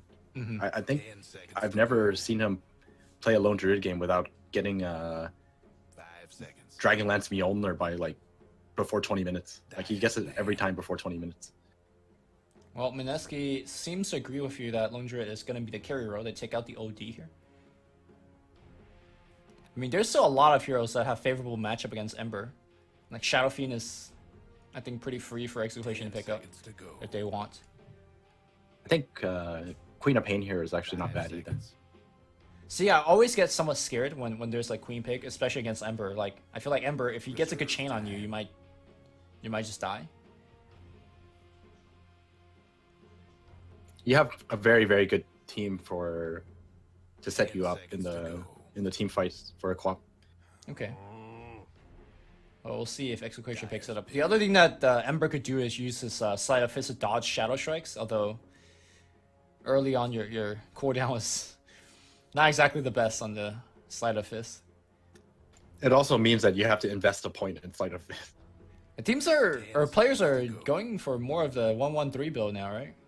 Not as infrequent as you imagine. Yeah, that's kind of true. I think if you can avoid it though, it's always nice to have the Searing Chains leveled as much as possible. Sure. We're gonna see the Invoker instead, which is another good one at right-clicking the Ember. I imagine that's where Ogre will begin his game, harassing the Invoker. Or maybe he'll help out Pit Lord. Either way, 10 seconds Mineski's to go. should be okay against these lanes. I don't think Execration is 5 seconds. capable of pulling a fast one with their heroes.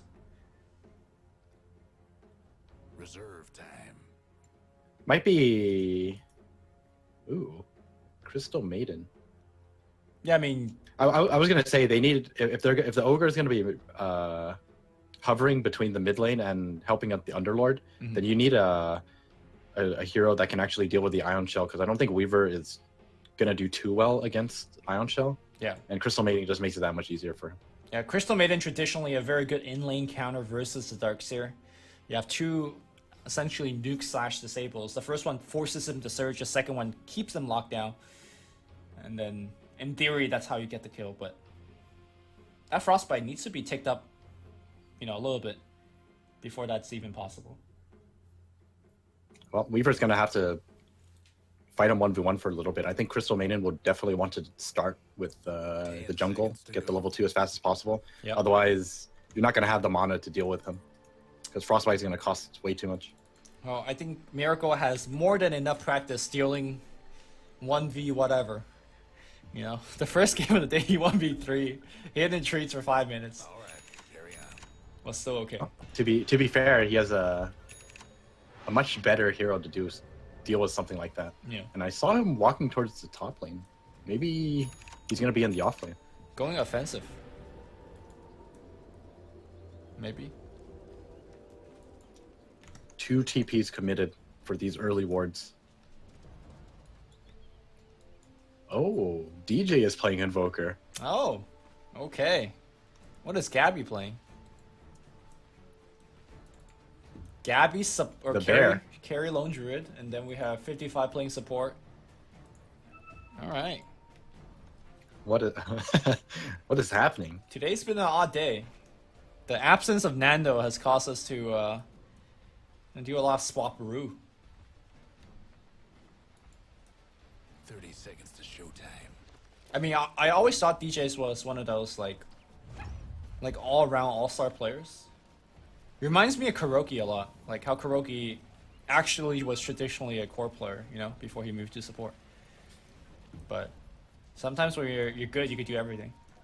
Jules smoke breaks out. They see Gabby. Ignite's gonna start things off, and then what? Ninja Boogie's gonna swing there's around. no follow-up. Yeah, but they are gonna be able to. Oh my god, 2 wards being laid out here. One for just seeing movements, the other one to block, and neither of them are gonna get denied here. Yeah, this, unfortunately for Execration, the Sentry Ward is just on the edge with this Observer Ward. So now Mineski is gonna be running an offensive lane. They are gonna have a 1v1 between RR and the Darkseer. I think that should be a fairly decent matchup for both of them. It's gonna be a farm fest. Whereas up top, I'm not sure whether Disruptor in particular could hang with this lane, because I mean he's really a weak laning support, especially against a tri-lane. Thunder Strike's not great, Kinetic Field's not excellent. Yeah, a lot of harass coming out. But Yeah. both of these Execration supports actually really need their levels before they can do too much. Yep. Disruptor only has the Kinetic Field, so it's not going to offer too much. Okay, Jules is gonna hit a couple of times, but he does have the nice passive regen. And this is one of the few cases that you do see Ogre Magi picking up Orb of Venom.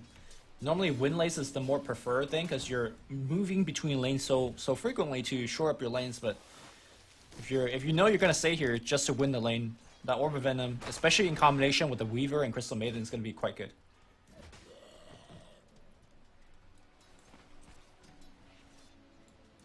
Miracle has Swarm at level 1 as well. Yeah.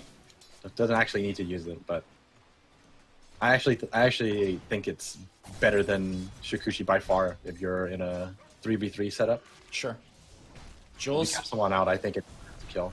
Uh-oh. Here comes a Sakuchi in. He has Swarm available. It's going to come out. One more right click. And now he's going to try to right click the bear, but Oh, Or sorry, right click the bug, but the bug doing enough damage in combination with that Blightstone. Had to happen. Nicely done.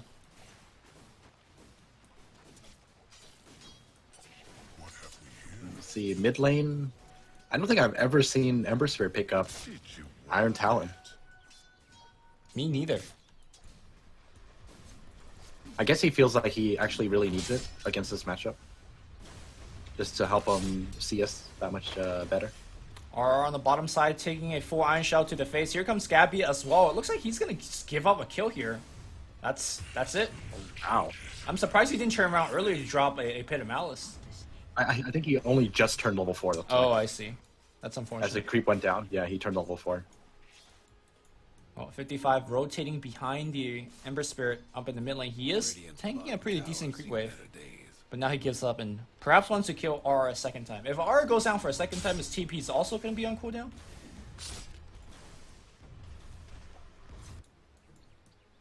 Well, looks like they're gonna... Oh, no. There's a regen rune. Doesn't even have to use the shrine. Nice. And he can spend his mana like putting Iron Shell, surging himself forward. No, looks like 55 wants to rotate mid still. Okay, Tornado to take out that fire shield. And we're going to see a little bit of row-in. I don't think Jay knows that this rotation is coming, although the ward's coming through. Nice cold snap to set things up. Great kick. And that will be a kill. Tower is focusing on 55. I don't think he'll die here. And he's got Fairy Fire as well. He's got a Fairy Fire, yeah. So we're gonna see a Quas Wex Invoker. Very interesting. Yeah. Especially with this combo that they drafted. The Cyclone could potentially ruin the combo. But obviously you're not gonna, throw it out if you start with a vacuum. It's so common to see Alacrity on the Lone Druid these days that it kind of surprised me a lot. Obviously, we saw the Tornado doing a lot in that engagement just now, but I think throughout the game, maybe having the Alacrity on Bear is perhaps better. This'll come in handy. It's a very good way to shut down the Ember, though. And the Ember understands, leveling up the Ember's shield, or the Flame Guard is not going to be worth it in the long run. So Yeah. it's opting for the 3 levels in chains. When's the last time you've seen this build? Was it ever a build? I think it is a build. It's just that you never see a Quas Wex Invoker is the main thing. Yeah.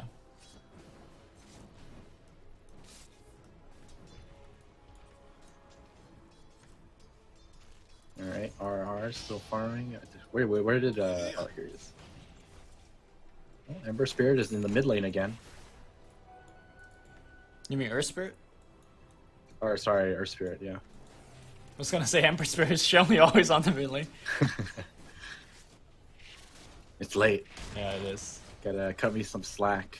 Man, by you sounding Oh, tired he's going on it. makes me tired too, dude. Oh, sorry. Yeah. Oh, bottom lane, they're rolling in on RR. Okay, nice vacuum back in. They're stacking the stun a little bit here. He's gonna pop his ultimate, trying to survive, and I think he'll make it. Yeah, he's fine. Yeah. That was some early practice. Vacuum kick. Yep. That's what's gonna come later. I mean, that's kind of what we mentioned earlier, right? Like, this combination is gonna be hard to land throughout the game, and one of them is Ascendant, so I'm not sure how many times they practice this combo together. Sure, it's fine. You just have to communicate. It's more to do with communication. It's not. Yep. It's not something you just do. It's Oh, always Jules. communication. Ooh, walks away from the shield, but he will go down. Nice rotation from DJ. Nobody picks up the rune. That's cool. It's all right. Gabby's gonna take it for that level 5. Now there's actually some kill potential up here. Go for that root. I mean, I think that regardless of the kill that they just gave up, I feel like Mineski is in a pretty good spot. Like, all their lanes are farming fairly well. And Crystal Maiden also gets a jungle a bit. Although, looks like she's only got 2 CS to show for it right now. I think he only just started doing it. Yeah. I think for the most part, he's been sitting in lane. Okay, I'm gonna see a smoke rotation. Smoke up. Seems like top lane is the one they want to go. They really need Weaver though if they're gonna catch anybody out. Weaver is really the big source of damage output. The smoke's gonna break here. They know they're behind. Are they gonna go for the dive? No. And this ward gives They away the get spotted position. out of the ward. Yeah. Bottom lane looks like Darkseer as well as he's gonna try to TP out. This time it's gonna be close. But now Gabby loves Ace on a killing spree. Surge away, no fire blast. Double ion shell too strong. Yeah. I wonder if it's time to either do a lane swap or move Crystal Maiden to the bottom side. Because honestly, I think Weaver is just okay on his own up here. It's a good point. I think they... Well, there's always kill potential if you give someone... if you give the Weaver a partner in lane.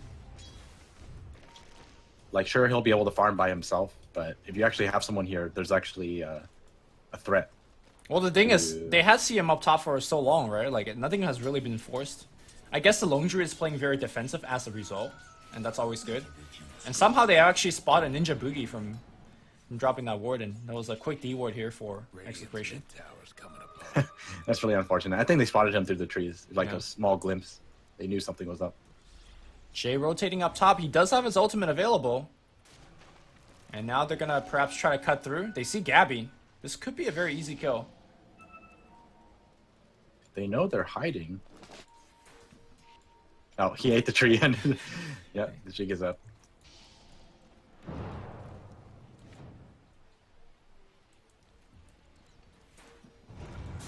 Oh. Wait, what? How does that make any sense? Swarm's gonna fly through the trees. Gabby dodging them. Okay. Jay's coming in here. Fear's already used. Yeah, and he's gonna try to walk through this. His Flame Guard not doing a lot, but he will jump away, forcing a ton of a rotation.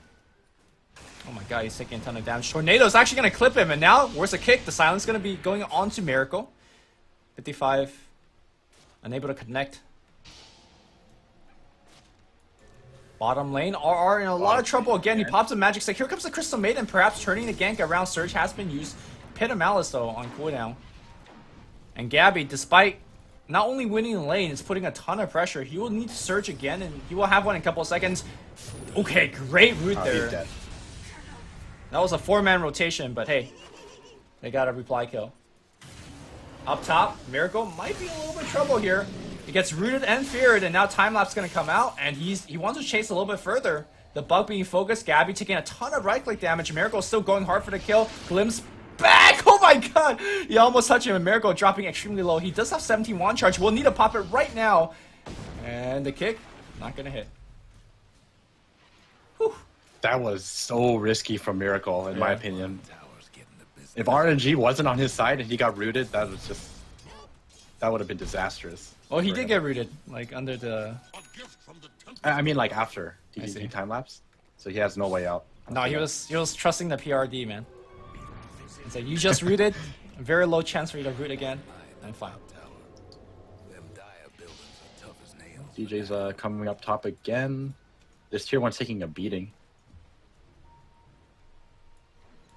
Oh, rotation, nice 2-man chain. And trying to run out, but the root's gonna get him. Nice Pit of Malice and Firestorm. 55 looks like he's gonna be going down. And as we saw earlier today, it almost doesn't matter how good or bad your lane stage goes if you're Ember Spirit, right?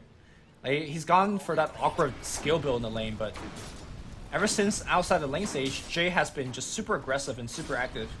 And you can pick up a ton of kills for your team by doing that. Yeah, he's just always in the right place at the right time. Gabby in the mid lane, they're gonna open things up with the Nova. The Fear actually not catching Jay, but him missing the chain is not gonna allow him to pick up a kill. Yeah, the raindrops just makes it a little too hard for them to do enough damage to kill him. But that's pretty much the nature of Ember Spirit now. The strength of the triple Fire Remnant just makes it so that you can burst people down even if you don't have any farm. So instead of farming creeps, you just farm heroes instead. Yeah, always a good choice. R on the bottom side does have the mech completed. Gonna be looking for the hood next. Pretty standard build. Meanwhile, on the other side of the lane, somehow Darkseer is behind in terms of network compared to the Darkseer. Or sorry, compared to the Pit Lord. Yeah, it's kind of interesting to see, especially since he died twice. Yeah, and Gabby Loves A has been getting most of these kills, so not sure how that's happening at all. Pit Lord uses his Dark Rift to go heal. I think they're going to start grouping up to take these outer tier 1 towers. Yeah. Miracle going for a casual Blightstone, a Perseverance, as well as an Ogre Club. He's really all over the place right now with his item build. I think it's just going to be one of those Dragonlance into Desolator and then Lincolns, or Lincolns into Desolator. It just really depends on how he feels the game is going. I think against this lineup, it's probably beneficial to have that early Lincolns. Looks like tower was denied. The rotation coming in is spotted by a Radiant Scan. Don't think Mineski needs to take this fight, but RR is here with the mech, so maybe they will. I think they might want to rotate in one more hero from Mineski, or they're going to run at Syllabear. This is a little risky. Okay, they're kind of focusing everybody differently. Now it looks like Miracle might be in a little bit of trouble. He's under the Static Storm, taking a ton of damage. Double silence being applied, but he needs a time lapse. Yes, mech time lapse. It's going to give him enough time. They don't get anything kills just yet, but looks like 55 will go down. Back wall, a little bit late. The mech also pretty late. Jules Soul going to get brought down here by the right clicks of DJ. Miracle staying around. He does have Sakuchi. He will use it. A lot of damage output already. Tornado missing. And DJ being gained on a couple more right click. And he has Sakuchi available. Ooh, he goes invis. And all of that was a 1-for-1 trade on the supports. Guess what's happening? Quite an awkward engagement. Like you said, it's just a lot of mistargeting, I feel. Everyone's just focusing on all sorts of different things. I think they should have focused on Miracle instead, because they caught him in the kinetic field and Static Storm. Yeah. And I think Mineski was also like focusing on multiple targets at once. So it's just crazy fights. Maybe Gabby should have stayed. Like, he got kind of scared, thought he got caught out, and decided to just TP out as an initial reaction. I'm surprised Miracle didn't chase for it. He had the right idea by blocking the row with the Sakuchi, but kind of went a different angle.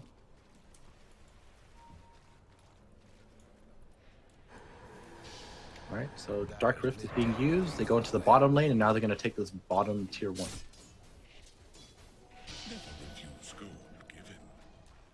I think Execration can actually defend this, though. I don't think they should be giving up towers at all. Yeah. Static Storm available right now. Disruptor gives up his hiding spot in the tree. The rest of the team is rotating in. They do see the Crystal Maiden running by. Should be an easy kill, but they're missing pretty much every one of the combination. That's a 4-man pit. Crystal Maiden blinks to the low ground. Oh no, got glimpsed to the low ground, excuse me. And got immediately completely changed them to that 55. Trying to surge back out. Triple Renner in, and that's wow, that damage output by Jay. He loses a ton of his mana. Jules walking away. He does have 4 magic stick charges. We'll probably need to pop it right now. And Jay coming back in. Shrine did get activated, but looks like Disruptor is going to go down. And Jay already on his way for the next target. Miracle going for the kill. They do pick one off. On the back line, they're Gabby trying to survive. Deafling Blast pushing people away, but it's not going to be enough. And the rest of Execration is just dying one by one. Jay getting cooldown for yet one more jump forward. The dust is going to miss on DJ. At the end of the day, I believe they lost Crystal Maiden, and they picked up 4 kills. Wait, it's not over yet. Jules trying to run away. He is silenced. The roll forward, and that should be enough. Unless some uphill misses coming through. Okay, the Fire Blast comes through. Miracle out of mana. I'm not sure if he wants to fight this. In fact, here comes Gabby Loves A coming back in. Nice back wall combination. And now Kinetic Field's going to trap all 3. Miracle coming back in, but Jay dropping the 5 Fire Remnant coming in. The 5th one, excuse me, in that team fight. Is the team fight over? And Disruptor's going to go down again. Okay, they glimpse Miracle back after that kill, and Miracle still chasing. He sees 55. The right clicks are coming through. Alright, I think we're okay with that team fight now. We're done. I think that team fight just shows what Ember is like in this match. Yeah? Dyer's mid tower could use a little help. Was he able to pick up? That was like the Ember show completely. Gave up Yeah. bottom tower. The first triple remnant in just did so much burst damage, and then, I mean, I think the Veil is also a big part of that. Yeah. Oh, this. He has a level 2 Remnant and then the Veil. It's 600 magic damage plus the Veil. It's just an insane amount. This is not my first time seeing Mineski run these two cores as a combination. It feels like they really like pairing up the Weaver plus the Ember, because the Ember will carry at this stage of the game, and Weaver does participate in the fights, but not to the same degree. But later on, Weaver is going to take over the game. I think Ember is just so strong that it doesn't matter what stage of the game it is. He's going to carry you. Yeah. Well, he's got a Blink Dagger available to him now. Dyer's mid towers having technical difficulties. Oh, nice Silent Storm combination, and he's stuck in there, Jay. Gonna get caught out here by 55. A great row-in and the silence. Yeah, very well played by 55-93. Bottom lane, DJ might be a little bit of trouble. Nova's gonna find him. Frostbite. Okay, he tries to go invis, but the Dust's gonna pop him, and DJ gonna go down. Make a kill for Miracle. He's got 4,000 gold, so we're going to see what he decides to buy. Radiant's top Should look like a, yeah, Desolator first. Yeah. He feels like he doesn't need the Lincolns just yet. RR going right in. Looks like he got glimpsed back, I believe, but TP gets cancelled, and Disruptor's gonna go down to Jules. Miracle's chasing. No, he turns around. I feel like I this. think this should be Roshan. They should be going into Roshan. Okay. No, they're going mid, tier 2 then?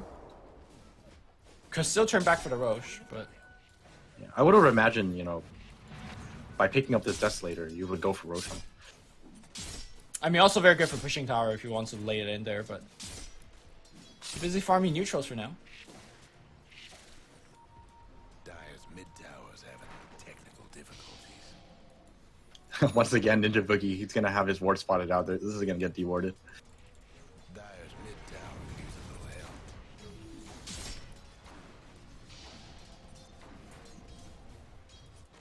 Well, they're doing a lot of damage to the tier 2. I don't... Yeah, they're probably going to get this. I don't think this is going to be a defense. Execration smoke up. I'm not too sure where they're aiming to go with this. Mid tower. Maybe expecting somebody to TP bot to defend the tower. In most of these games, Mineski looking to be very active in defending the tower. But unlucky for them, they're going to just go for the Roche instead.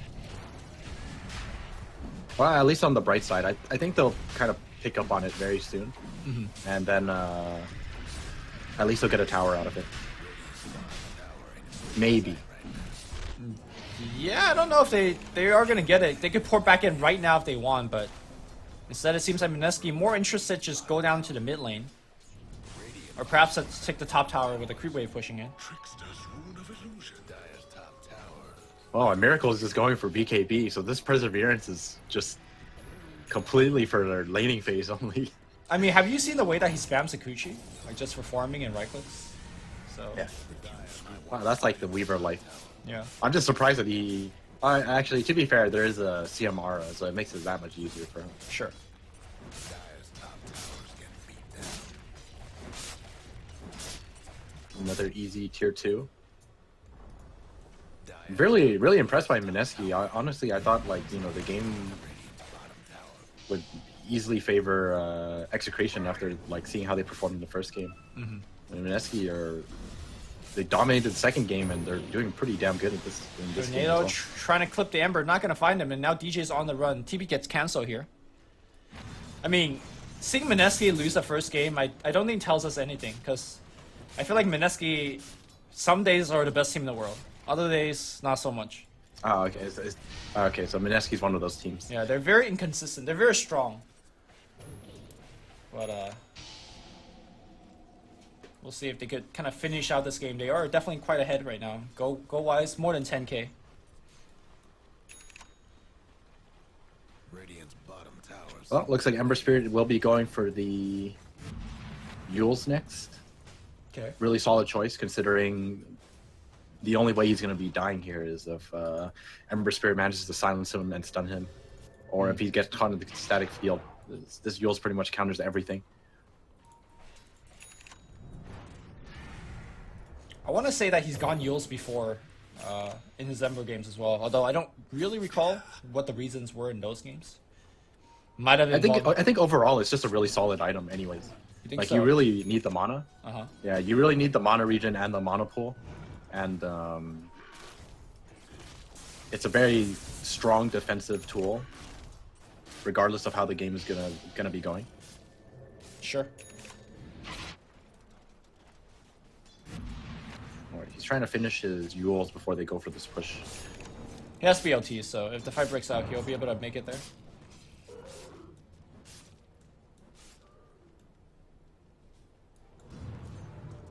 Guess what's happening to Dyer's bottom? Doesn't even look like the team needs him.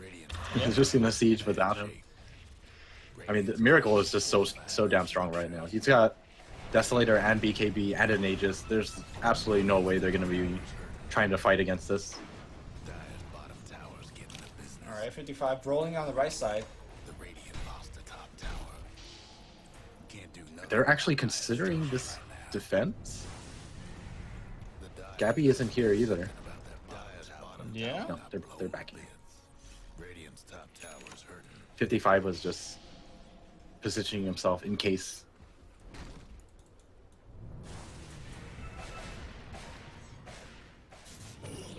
Oh, Ember has a gem as well. Speedy rune of haste. Wait, did they take it from somebody? No, they just passed it to Jay. Yeah, they just passed it to him. Guess what's Ninja happening Boogie bought it. to Dyer's bottom tower? That's one shrine down. There's only one more left.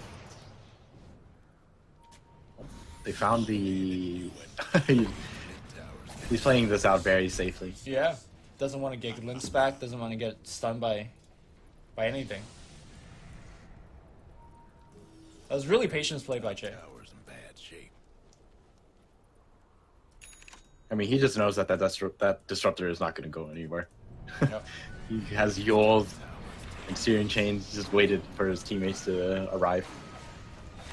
Alright, and here comes a high ground push. How much longer? They have a lot of time on this Aegis too, so they have a lot of time to work with. Yeah, I don't think Execution can really defend that well unless DJ drops a sick combination Miracle, losing all of his mana, silence up, fair. Okay, they're pushing him away here. He is going to go down, but Aegis going to keep him alive. Meanwhile, two-man chain. That was actually a very, very solid execution from Execration. That's like the best they could ask for. Yep. Because they committed very little to getting rid of the Aegis. And by doing so, Mineski just forced back. And wow, I see what you mean by Jules getting his farm.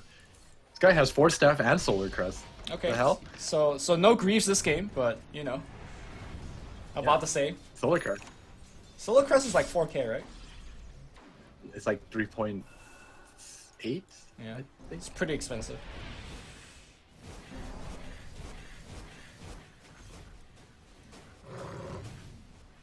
No need for Graves this game because the Underlord picks it up for him. True. Look at him just farming the mid wave, no problem. Like how Jay tries to seals it, misses. So, if you're an Execution fan, you're seeing the scores not doing too well for them. They're down by 15,000 gold. What exactly are you looking to do to start comeback? You're just pretty much completely reliant on having vision for team fights and then hitting that big vacuum combo. Okay. Like you absolutely have to hit that combo because otherwise I find it very difficult. I find it hard to see how you can win a team fight against the Guardian Greaves and the pipe that Underlord has. You're just gonna keep everyone up if you can't Yeah. dish out all that damage to everyone on the team. Mineski definitely taking it a little slow right now. They're going to go back and defend, but obviously Remnant is available for him to jump back.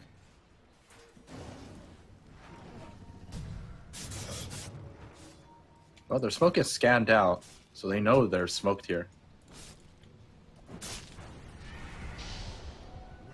But this is just Ember pulling further ahead in farm. Mineski, While everyone else isn't farming, he's still farming. yeah. Threatening to go high ground here. Blink Dagger is available, and Gabby loves a let's see Darks here. We're going to need that kick vacuum combination. Miracle's going to just stay in the front and start right clicking.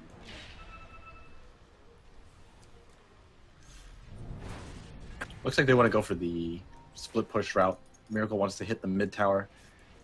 And Underworld's gonna keep this lane pushed in.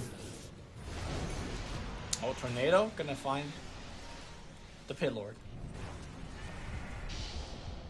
So slowly but surely, you know, they're getting damage done. Yeah. And I don't think they can actually repel this Mineski push. Bit of Malice. Nice chain. Look at Ember, just stuck there for a long time. Nice vac wall combination. This is what we're looking for. The meatball's gonna be on top. BKB gets activated on Miracle. This is the reason why he got it. It's gonna focus on DJ. DJ gets rooted. That's gonna be 1 kill. Miracle still going to work. That's gonna be 2 kills. Miracle does not care what's happening in the front line. Crystal Maiden. Alright. Gonna be fine here as well. Uh oh, maybe not here. Gets silenced. The buyback's gonna be there. I think he needs to. Sakuchi! Oh my god, that's silence. Oh my goodness. By 55. And now Crystal Maiden trying to pour it out. Do they have cold snap? Oh, what a good TP. By Ninja Boogie. Well, despite how awesome that combination looked, Invoker died and had to buy back. It was a 4v5? Or sorry, a 4-for-5. But apparently Lone Druid, his damage output almost did 4k damage in that fight. I mean, XctN are, you know, so far behind that that kind of team fight is very, very in their favor. Yeah. Even after the buyback from Invoker. Alright, they're gonna focus on Gabby. You definitely don't want your Lone Druid to die here. BKB nicely activated. Ninja Boogie is gonna go down here. You know, Gabby gets 1 kill. Well, they want to do it again here. They see him. Nice 2-man chain. Fair's gonna push him away. Glimpse the other side. The damage output is absolutely insane. I think they still want to chase this. Blink Dagger is available on Jay, but very low mana on HP. Yeah, he's very low. Did you see how much damage Lone Druid did to Ember Spirit? Yeah. It's like 2 hits, and he loses a quarter of his life. And those 2 hits but come like instantly. there was a Mjolnir proc though. Yeah. Like, look at how much damage Lone Druid does. Does 250 damage, and has a Mjolnir on top of it. It's probably why you don't see any variation in the build, because this is arguably the most refined build you could do on carry Lone Druid. Well, for now, we're gonna need some new innovation. Yeah. Some innovation.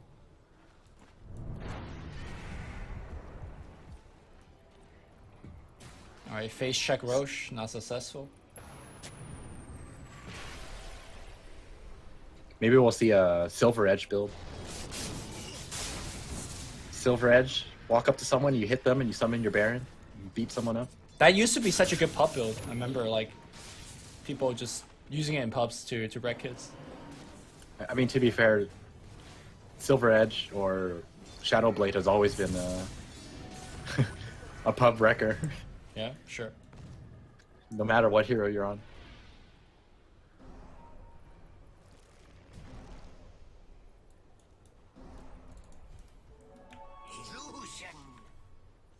All right, looks like Mineski are just gonna wait for the Roshan. Roshan is up now. Yeah, I think kind of going long is absolutely fine for the Weaver at the very least. He is pretty much outscaling everyone. Although the Lone Druid might be a little bit of a concern.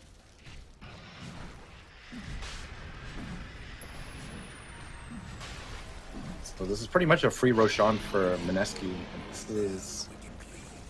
I don't know if they can hold without buybacks. Well, they're definitely going to shove the lane and then perhaps force 1 or 2 people to push back, TP back.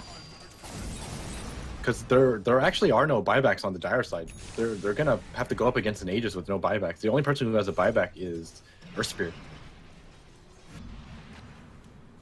Well, Kick's gonna fly through. I think Mineski are gonna be far more careful this time, as to not group up for that combo. Yeah, just send Miracle on the front, right? He's got the Aegis, so it's okay.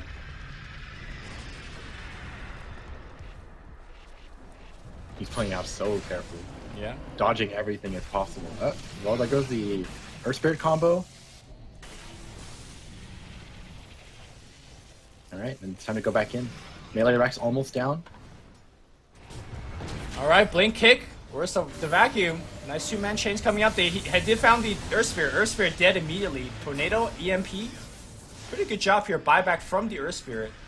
Nice vacuum back, but Miracle Oh, not. that's a vacuum. Yeah. Glimpse for Ninja Boogie. Ninja Boogie most likely dead here. But his team coming back in, and damage output is nice. Static Storm, though, pretty good so far. 55 taking a ton of damage. 55 still alive right now. BKB up, but rooted is Miracle. Miracle needs a time lapse. He's dropping very low. He's going to be live. Remnant jumping back in, and the damage output here by Jay is going to be up to snuff. DJ, nice tornado, but not going to be nice enough here. Don't think he'll die there, but the Racks finally breach on the mid lane after what felt like multiple fights back to back to back. Well, it's DJ, the lone defender. Can he stop them from taking 3 sets here? Sunstrike? Okay. Almost. I think if you got a Sunstrike kill there, they probably prevented their Rex from going down. As such, though, Ninja Boogie even bought back for this. Trista made him buyback, man. Let's go. And are they gonna go for the last set? Darkseer's almost up, but there's no Static Storm. There's pretty much nothing to combo it with. I don't think Mineski have to be afraid at all. Yeah. They still have the Aegis, by the way. Well, let's see. Syllabear is up in 10 seconds, and Earth Spirit is just up now. They have 1 fight left in them. Oh, does not start well with 55 getting rooted. Look at this damage. He needs one Oh my more. god, if he dies here, the fight... Okay. Yeah, that's the fight, I think. They really I think need that's him. probably it. Yeah. Jules, by the way, has an Aghanim Scepter. And they agree. That they call the GG here. Static Storm gets deployed, and nice back into the Static Storm. But Mineski showing off that they're the better team here. Now, granted, Execution did have a stand-in. But Mineski playing really well. I mean, to be fair, having a stand-in is like very, very detrimental to your team. At least in my opinion. But yeah, well played by Mineski. This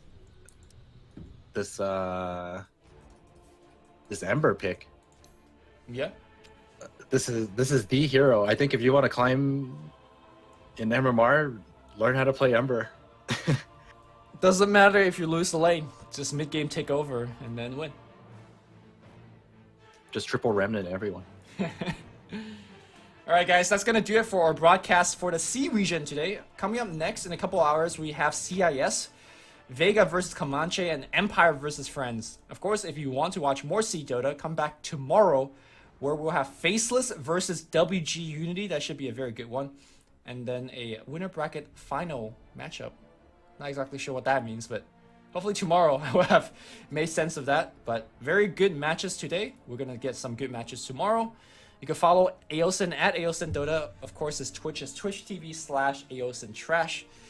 And myself at Luminous Inverse. Thank you guys for tuning in. We'll see you tomorrow. And stay cool.